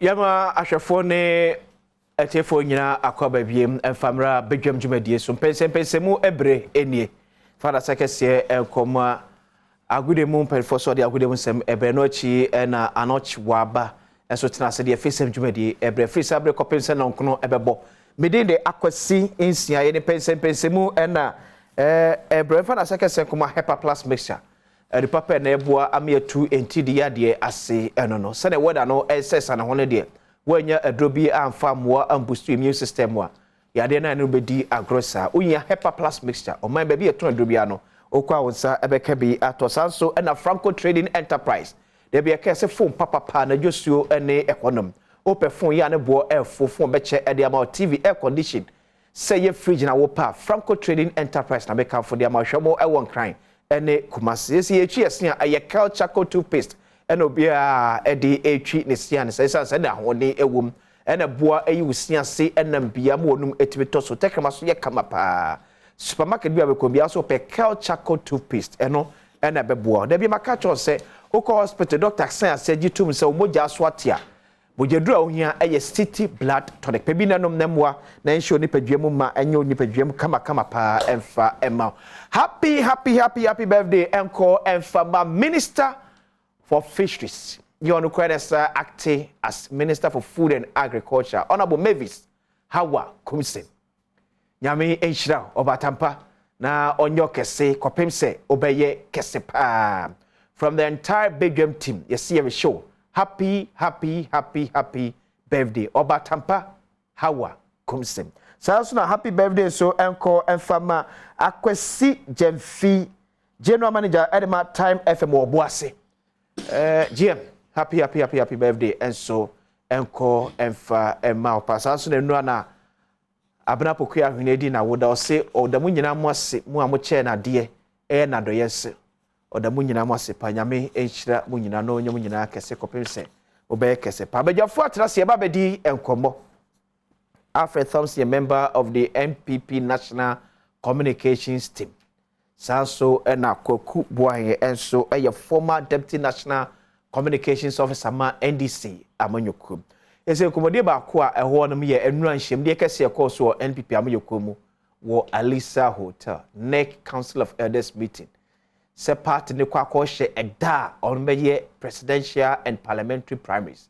Eno mo pemu bia so amanbo kiremu a entimi ensipo amfama pantiti akasai party entimi si ginaye potential da o meye presidential and parliamentary primaries party for we shall see enwinwu ho se omonya ntem na party ntimi hu omonim kan especially for 2024 elections after bako there amna do hu wache pa won hwehwe mi se sesi ade won se nyama ekoyi amon nti why fresh boy to say minia edubu ahen won se why fresh ofi national executive no media why fresh fine nti won se no ho atono nti ebeda nyame ase at least ma sorry dey na che se nkwan wo ho ye dey yes kwakwache ye me ho ye pa party bako there o nyame adawma kwa me je kakra fe no mabam start Monday nti say they are buying food gear I de babe adwuma de aboa o start ni yenso John Dramani Mahama say na advocate say no contest e ho adwuma across the country mo advocate say in person obi abese ni sika no ababe contest yes sika de enwuma bebre democracy nti ka ono ne the face obi a yesu fresa omra meta kunya no 20 yaguso aye organize ye ho a enti bia no mobete yanka se de be ya asumdwe beba ne nyina ho ato ye ne adi nkonim 2024 de obi a hwe ne se be di nkonim 2024 kwako mo ye ni search we se obi a owo trimopo because for now mo ye ni mo Dr. Kwabenadufuo Kojo Bonsu ono so fa kofa ya tse Kojo Bonsu kwa ne bebos crowd wo Kwabenadufuo so posters enti ne ya kasa mo ko mo na so no makokasa se o mo dra na se da ye ruari around papa no se de be ya o Penny John Dramani Mahama na ni mo nyam ne do tema badaye woni mo no ya party mpanifo ni bia o mayo madwete nkom beba no mo nyina be dia atum no be support no beta na chi na wedding queen because on any assured better obetumi agetumi amaye at this particular moment mu wia enko famena se po bia ma debi ye part back se na maye no be different debi the bien we be see me fa kunyo tamenti ano o ma no ne enti obeba na me fa no me dura sum dwona ne dwomadi nso awodi nso ya me ntonsu mu so one na yere any party mpanimfo a ono omko ye nyina so advocate for no contest for Jomama. That's right. Led by Kwaku Anthony Kwaku Bwa, former chemistry teacher. That's right. I'm for now. I'm for here. I'm for senior high school. I'm for senior. I can book my second coup d'etat. Anna former national inspectorate board inspector. Okay. Omo MPP for you medi. No GS.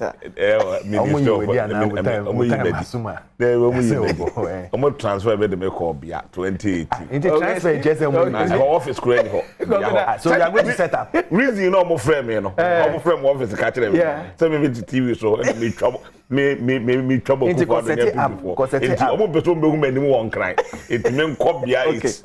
It ye post na wa ye post na wa nka. Resigning. Na ndi se mo ye the essence ah. Tolong to me post you because tolong me wa tolong obi anim ho. Omutimo de na me lawyer tro mo omuti be e ho na. Now we so lawyer babe. Now what kind book no second coup d'etat. Lawyer we dem me ko to MPP ni bi o mo frame me no na MPP ni no ko ka kire director general na say Kwaku wa he nipa. Okay. Then I'm yes na mo set president at all. That almost be power no. You go for your doctor, your nurse, you hwan you wan hwa ba bia be ma so akoto no. Enti omunyai. Okay. Na director na ka so ke na mention letter na nobody can first letter. Mention letter na say omunyai. Afi ye tro letter the command was me friend na me hwa na menya information so say there be and say kuramu no so. Enti omo say hwa na me nko. What actual letter? That's so. Abeja. Me to omo fu omo duma. Who say abrebe say ye be didi. Alfred. So I can book my second question. So we pa otai. Yeah. So we say why first school. Any parliament school no. Wow. And I say obey second one. Was my do one him was a mundi kind no mko yes second school. No be an contest no. First one in parliament omo gi your friend say Haruna Idris money ade any fee ho no. Coup d'etat. How? Now say obiti egwaso na on wie in the term and now or serve na won kan che na we yi na fi anye ku ekwa ne fa so de ne bae ye de ne ba ne bona man ye bona papa no tito ne bona man bona man ansa na wona no mo ye discussion ansa ne de ne wo bona man ye say ye be ye wo leader wona ka to say amona man ye fence deputy leader ba ne bona man ye deputy leader in ba out be ka say no one was consulted before that our papers in headlines in I said nobody was consulted a day before that no after the man say e coup d'etat na say obi ti ho no ye ejuma na ho a na ye yi na fi anya coup d'etat na do coup d'etat say we don't consult you we just get you out MP ni na fi coup d'etat say we don't consult you okojina to o MP no o ka so o kwa yenye ne leader entina ye no ko bia no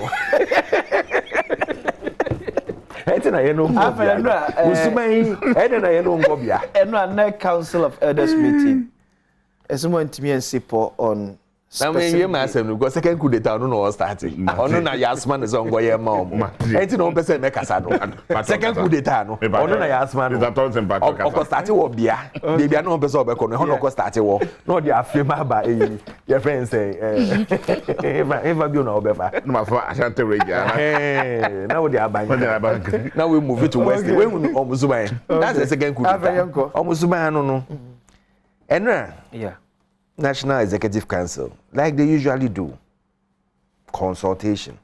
No muko shiaye, no mukasaye. Na medinchi ake sema me Crawford Central Region, especially Cape Coast. Okay. Na inche biya na yan chairman Kutin ofro biya or no contest here or yeah reconciliation. Yeah. Yeah gusu yeah bringing everybody on board. Inti me bona baso michiana na peso. Na se unim say honorable me sawa kunzo of here region ho. Yeah. Of a central. E wutu senya. Yeah. East. Na ene no di no bed nti. Ya min sha ne kesinara. Na mama mun tina hanka say happy birthday abiki birthday keke mun ko mun ko chia. Beko ye wi a don see beko. Enye fe. Na ye kan National Executive Council asemichia yen president ene na be de chi eye Nana Dr. Kwaku Fado ene Dr. Bawumia. Ejuma pa omoya magana man ena omu nyina hia wo ye omuka National Council no ho omu nyina ko NEC meeting ni bi plus a whole lot of a honors e bia wo pese wo sesan wo leader wo parliament ni ade a ye take a decision wo as per our constitution unlike yen Crawford na omu ye ku keke omu di jiwu fi ho no but in there we'll sit down we'll consult we'll talk to you they are all part of it until they are there and they will decide that okay yenfa we nko leader yenfa we nko deputy yenfa we nko ha Denom ko share enom kasa pi na titu na gina presidential elections no so any parliamentary elections no especially orphan constituencies no eja yen Crawford kita 136 no say ye hwe na 137 ye hwe na ye hwe dia ye benye film ye dia kan wa ba back to your original number no but omu kasa ya na omu hu say omu ye more consultation ye coup d'etat wo ye say ye more consultation about it nti ye nhwe preliminary no ankasa ye nhwe ya form ebi nkofo bia omonko no monko ye omonkasa omonkofo nkasa omonka meeting no hu ni ade MPs no nko constituencies nko bisa my friends party leaders no omombomade omonko to the grassroots no omombisa omo the time omo feel say eye ma ye nyina because usually in the constitution chair say you have to elect your presidential candidate 12 clear months before the elections. Inti ebebampo around November, December, they na ya elect no.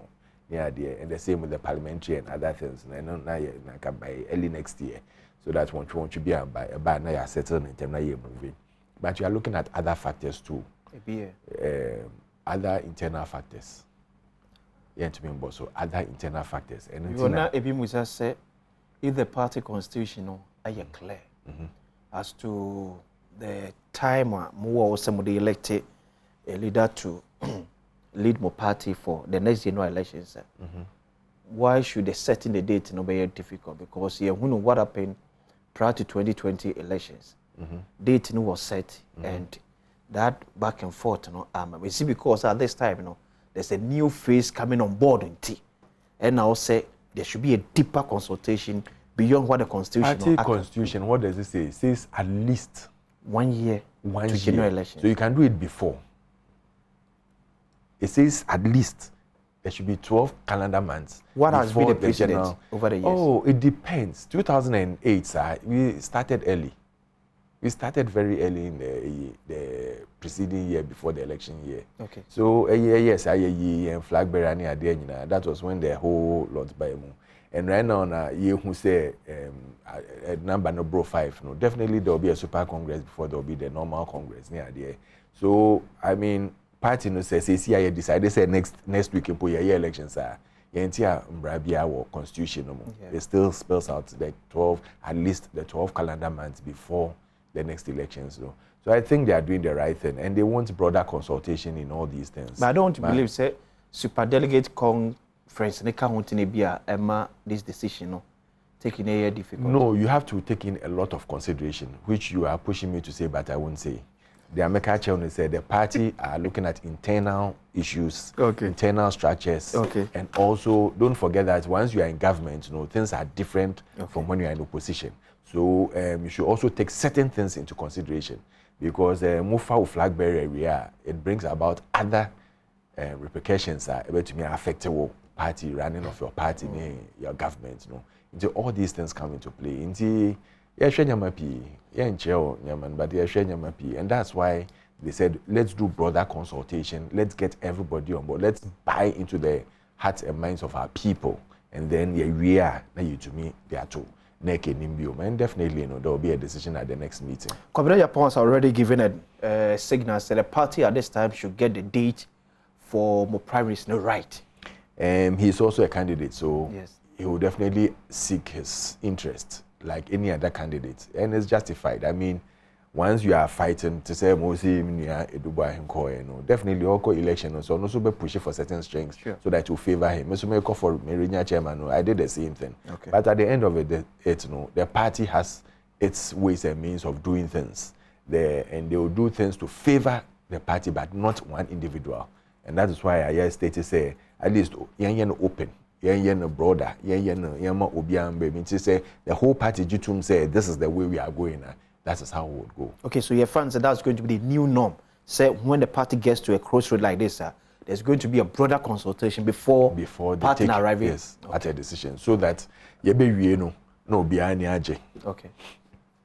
But I say Alfred Thompson, a member of the NPP National Communications. Himself with minority leadership we issued. But to say there's going to be a NEC Council of Elders meeting. No Tuesday.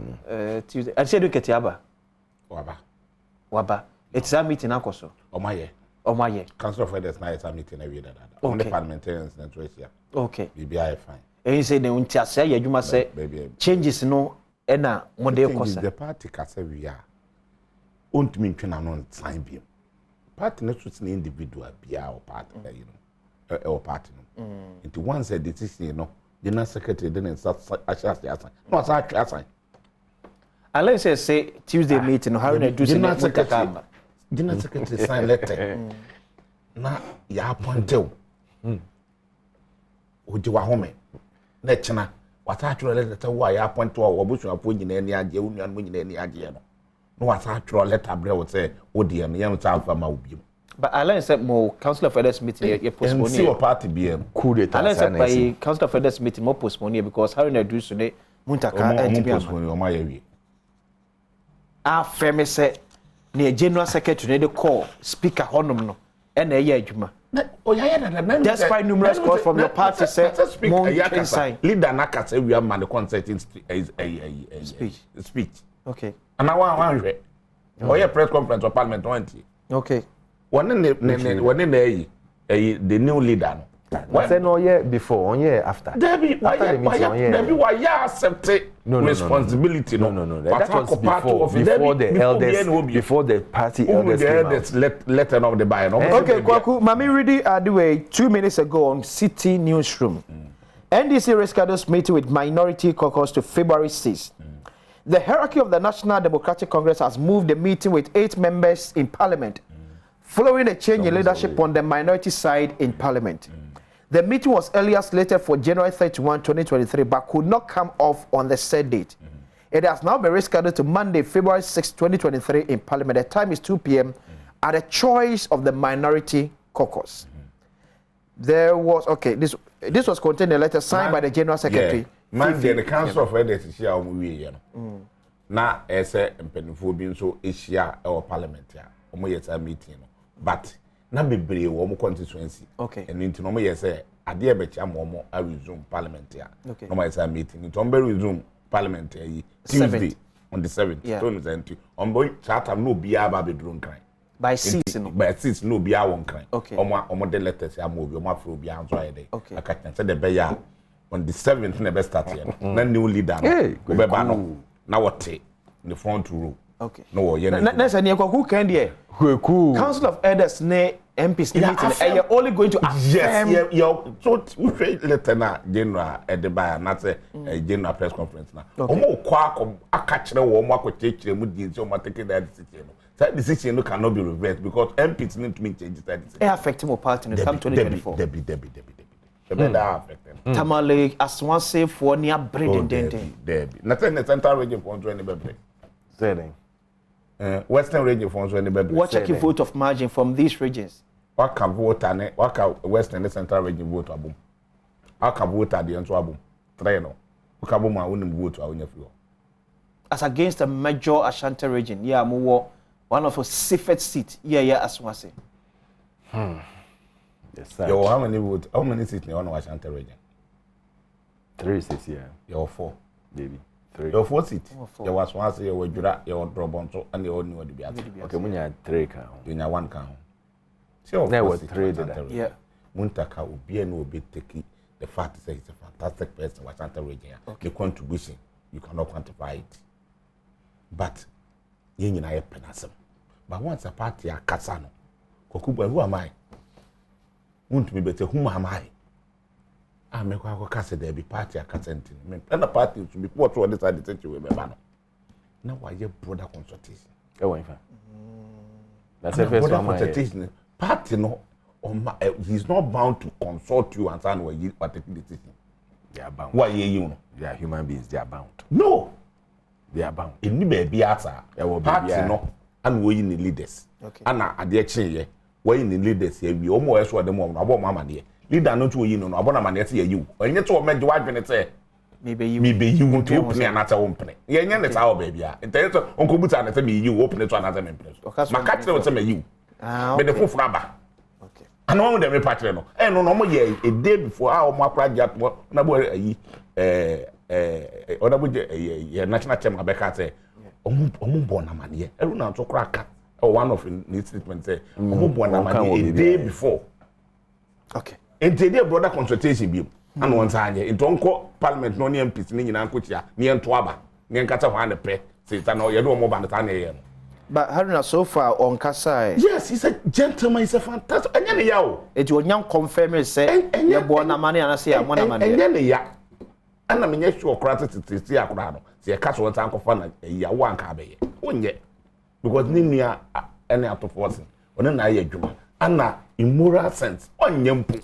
Okay. Dear Bruno, ye we, ya can say, okay, ye better to yaba. Me, pie bonnet say. Mutakani, focus on or more constituencies. Yet to me, this I can be 2-3 weeks, no more copy common phones. No more ready around almost supporters. No more to be more or not, mini problems because we need them in parliament. Okay. Said the bear or to bet to me. But I saw my memory and work it too heavy. He's hard to say because a topic issue. And the correct says, say, Omako Akusia, and then I meet ye honorable Eugene entry. Was say MPs no in the proposal young kusia financial executive committee number 2 man would say emre ndi ho emre ankasanya day any ho and this is the first time omo benya new presidential candidate from 17 years ni once na do akọ bebre into tembe obekobia yes it about 17 years this is the first time omo ba benya new presidential candidate ya omo den obeye day ebechine. Okay. Inti omko propose say senkebeya omonto special delegate conference no. Omonto nentem best East. Okay. Inti nkabe 4 months time. April May one. Yes. Okay. That time no more yebeyi omo na tumenya ample time about 4 months.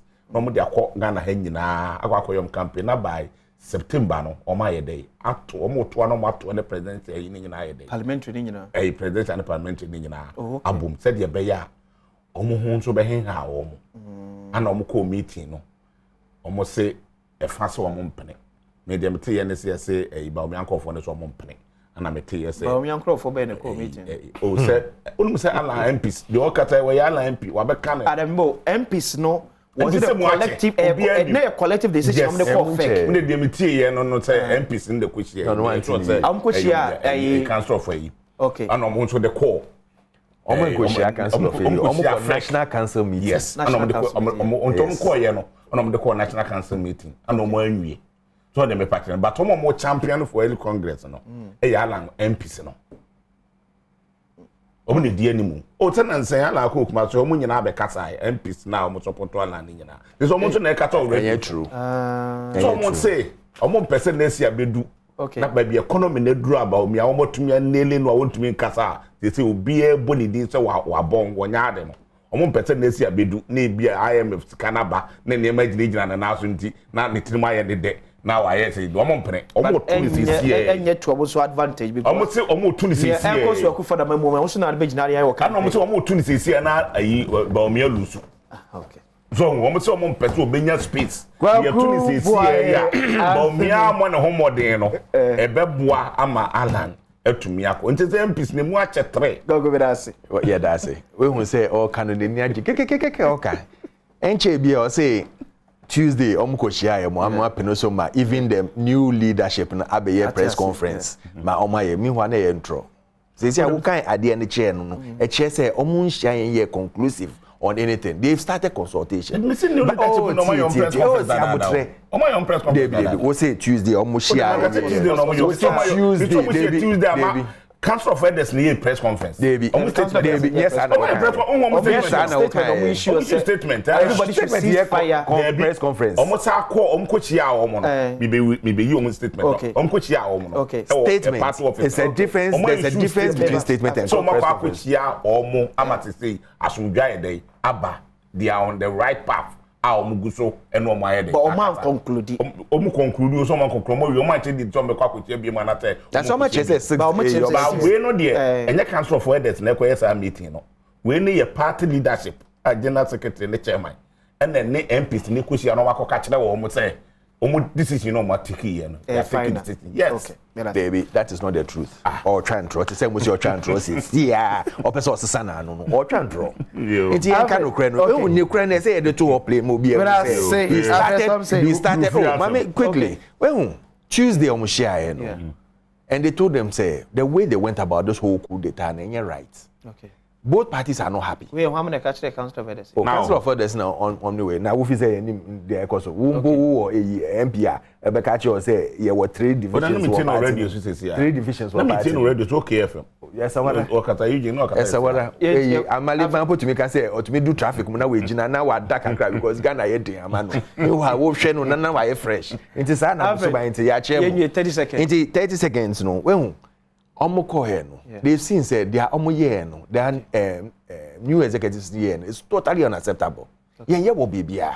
Say you have leadership. This is the first time in parliament opposition leadership here no. This is the first time. And in this radical manner, omo here with no consultation. Listen, the party 77 of the MPs say they are not in acceptance of this. 77. In 60 say no, they support it. And it tells you, say, the division is great. I mean, those who are not accepting it, including their former attorney general. But I wish them well. Okay. Because it's good for all of us. Okay. Say, coming events in there, say they cast their shadow. And yes, they don't do consultation. Okay. They don't care about anyone. They think when they take the decision, it's final. And they can't be bothered about Ghanaians. That's what they are showing us. Okay. No within themselves. But just to conclude on our neck, let me tell him something. He shouldn't come and throw dust in people's eye. Obian can win, Obian can say. What we are saying is there should be broader consultation. What we are saying is they look at other nyama factors so that there will be solidification in the party. Okay. Because the 1 year na the division bar na obi can resign na wo but we need to make sure say in such a way say at the end of it all no asomdwe na ebeba party no be am resign no be am resign no be abunfo mo be an ka say you treating ye. That is why you listen to everybody. And then you send the national executives, the new national executives out to do their homework. You send your MPs out. You send the party leadership out. And the MPs near there no say, consultation. They come back and then we take a final decision. By that time, no be hard no say because Obia is all lobby lobby. Now we make sure say at the end of it all, no party has to be never back. I can tell you. They say Monsieur Kano, say this year no, it's going to be rocky a bit, but it's going to start sailing well. Now at the end of it, Ghanaians be who say to say Mosi Nanado Dankwe Kufado Kayan no say we know how to bring the economy back, but we don't know how to bring dead people back. No, we'll bring this economy back. Alfred, I'm starting from so good for oil deal. Minority call for say buy and suspend it. Sir and Shena and family machine because one international transaction. Yeah, also Parliament any ADH near who the nitty-gritty of the whole butter trade system near the AJ oil from United Arab Emirates. Has minority ever asked for anything good before? Omudia da everything ayebe ya efe esue no. They see it as let's oppose it. When they were in government, they didn't realize this is good for oil and a good deal. I saw more. Good I turned the parliament and say got on good. Foreign nation ya were good. Me the parliament before we get approval. Oil I ton ye kotono ye kobisa parliament before we go and buy the oil. What are they talking about? What are they talking about? We have gold. Yes, say we don't want the strainer every time buy a foreign exchange, you know. So every month, I say you should about $400 million to go and buy crude. Now you are back crude no more. So let us start this innovative step. Ebeboa. Then I ebeye. Ye ko find gold that ye ton. Go for the call outside cotton. So we get cities to buy the gold on a monthly basis. Ye to gold na. Now omo here gold. First, there are two phases to it. One, omo here gold na. Omo trading in oil as well. No, they can pick up the gold at the current market price. No, and give you the oil at the current market price. Now it removes a lot of middlemen at ebebim, so the prices will at least be stabilized a bit. Ebema prices now before. Then you bring your oil back to Ghana and serve your people. The other phase, no, so they say, you take the gold. No, you still buy your gold in the local currency. Yeah. You take it offshore, sell it, put it in an escrow account, and then offset it with the oil or water.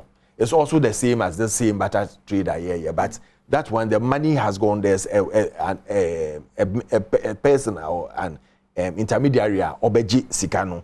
Now on obey making sure say they pay the money to the escrow account. Then that money is then transferred to bring the oil in. Genius a year, but we are doing it, baby. Then can ever be. And pile up to your debt stock. Then can ever be because you are using the CD to do this thing. The only time Ebia Ubaka say you have to also, and it makes Bank of Ghana plan well because by around March, April, no, you get these gold companies, the foreign ones, no, also doing their transfer of their profits near there. So that is where now you plan and you know that by the end of this time, they say $1 so much to make sure that when they want to do the transfer now they've gotten it. So it gives you a proper planning system. Pricing of gold and oil difference Oh yes. Okay. So can it be say a time will be say gold bobe timia kosrama fu abo form? Oh yes. So the can more there be a time time a gold no bono costro no. Then you are making sure that the ounces you sell are reduced. The ounces you sell, because you see, you are using a trade-off. Total, I for na me here, you find 400 cedis every month, me here for fuel. Me told me good 400 cedis, me the 400 cedis no koji fuel, and I crude. Until at the end of every month, I say, me who say, my friends, and maybe I may trade maybe 2 ounces of gold for the 400 cedis. Then fuel no menya ebia how many liters? The answer is 40 liters. Yeah. So say gold price cost row. That means to be ton 1.5 ounces of gold every time. That means you have the same 400 cedis now. Isn't it good for us? Okay. Then you use that same money to go and offset your my friend saying crude a wobenya dia ba important. So it can also be a time and say fuel bo betimi akoso na gold bo drop it. Yes. So it means that you add more gold. But we have enough gold reserves. If we add more gold, it means PMMC here on behalf of Bank of Ghana now better more gold. Yes. Because you are using the price, you are going to inject more. You are using the price of gold on the international market as against the price of crude on the international market. So it's the pricing that matches. It is make us say it is a quadrum maybe see a more gold. Near the aqua fuel because it be a fuel price.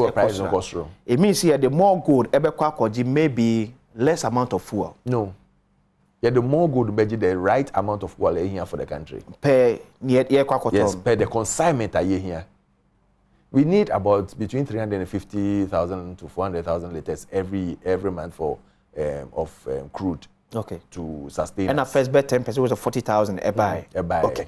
And you see, let me explain this thing to you because someone can say, but 40,000 pen, 41,997 pen now. What are we doing? It's a start. You are trying something. So you don't go immediately and buy everything as a bulk. Okay. When there are challenges, what do you do? Okay. So you are gradually going there. Then we move to, this is just about 12%, 11.7. 10% of. No, it's about 11.7 something. So let's say it's 12% of Okay. Now you move to maybe 20. You move to 30. You move to 50. Then gradually, you escalate into the 100% margin. Okay. Into 100% margin, then you know here. Okay. So you see, we need to manage this thing in such a way say it benefits the whole of Ghanaians. But I say no cry at that house when say after 30 seconds now. 41% na buy no. I drop it the diesel of my friends in Ghana Goil. On prices now about on that particular Goil nyebio. Goil nyebio. Oh, omenyebi. I can tell you.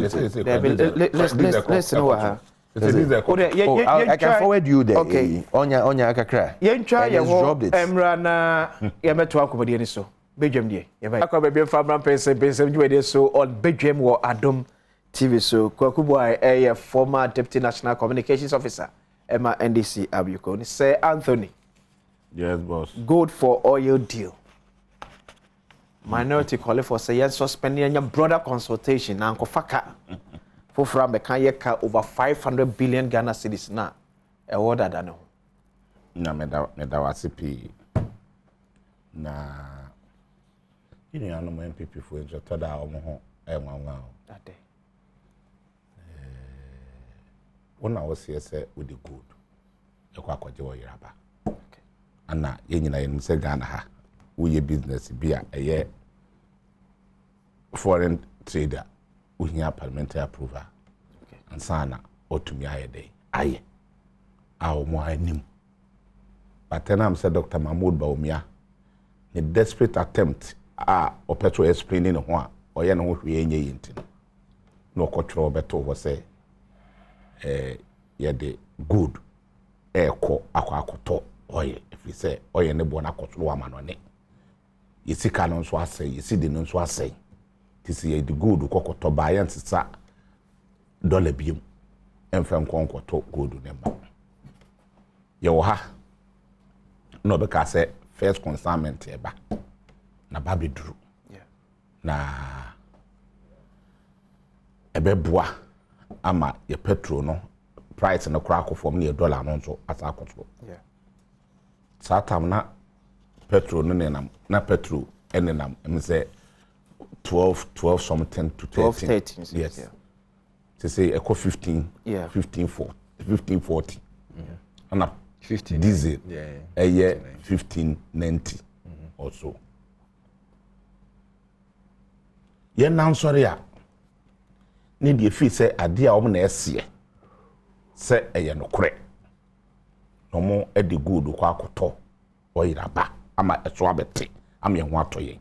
Na nkwa first consignment aba say na nkese nke hunu impact e no kra ete nke hunu impact bi wo na nka dollar no kofom kakra the impact my dollar no start man kofa ba na dollar na 11 ete dollar na do 13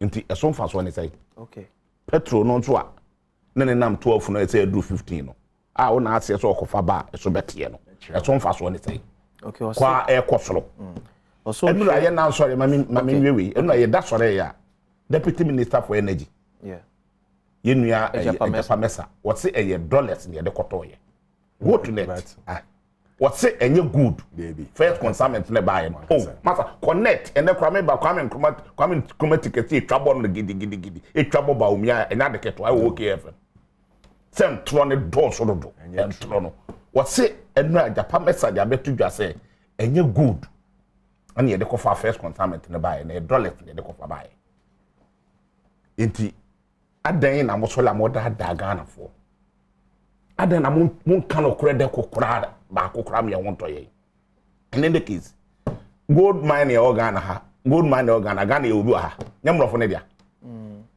mining companies e Ghana ba kokura no e Ghana ni dia ye de kakra na o MPP for to ton bebre amatete ni nyina free ensa ba to ma me ka tanyum ya na afred aye ni mining company obuati gold mines enye dia meboa kira no enye dia takwa gold mines enye dia emrofo dia omo tonwa omo tua no mo de kwa blochiri wate se inu ya no mo omo tumi akota company to enu mo ho amomo akoto gold de camera akora akọ because that mom kwaji no wa blochiri baaye omo de camera di ekire ko airport omo kwa mata wo de mama ka sanwie we fa chemi o ka mama o mama ende ya o ba finfin sa mesra wo de mesra mama let me so aban me ati ase eye last K minus no ombe leave o meton 20% of omu gold ana me busa se Matias yo aban aka na me busa se no kre what say one SS wo din ka akra the gold na ko to biaba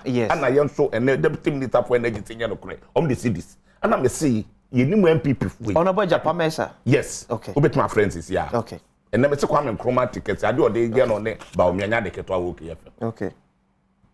So ama me say you know MPP for kwaje besia. E wa bruchire. But what you the camera in the question airport to makwaje no waba. On guy. Let me confirm the Kwaku Ekano. City Newsroom. Yeah.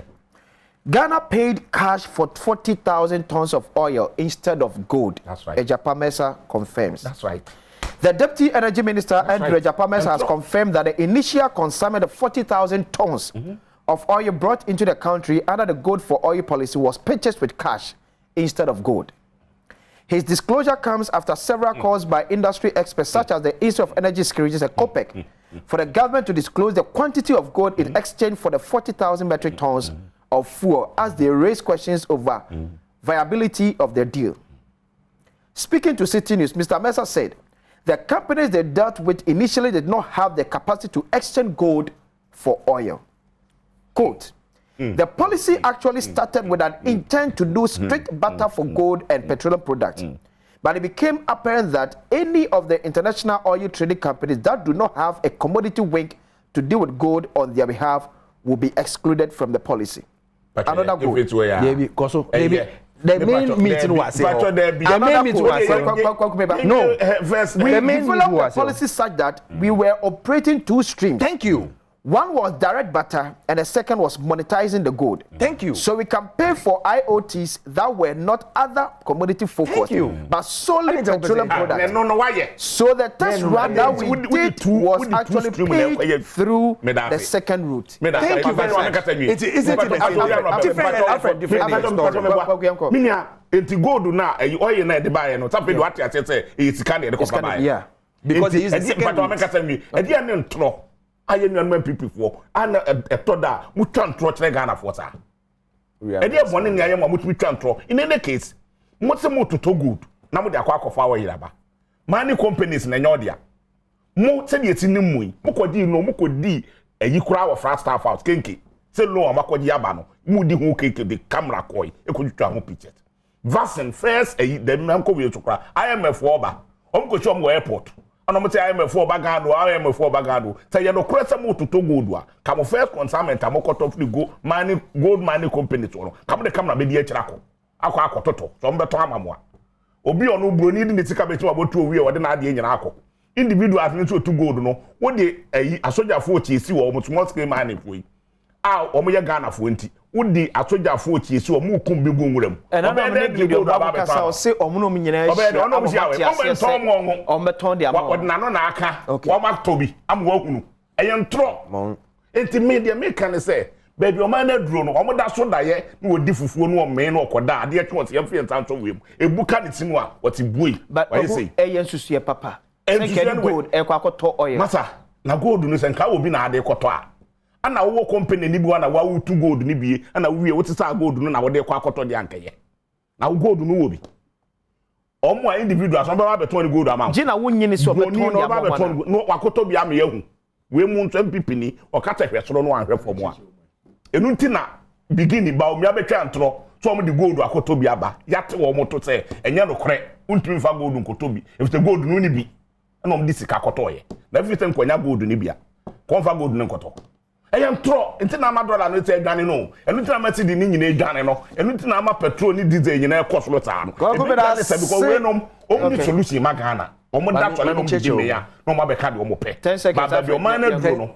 ye hia wodefo e say John Dramani Mahama ana obeboa ma Ghana afa na ntuma pesa na ye Yakopon boa papa no be ba be ye president na amani huna simple solutions no mo do mako important because the old Ghana ye dey te say mo to no tata e be before ye Ghana te tata no o to dia no ahwe te be ye ya kwaku be that mama mo time after 10 seconds I'll explain something to you.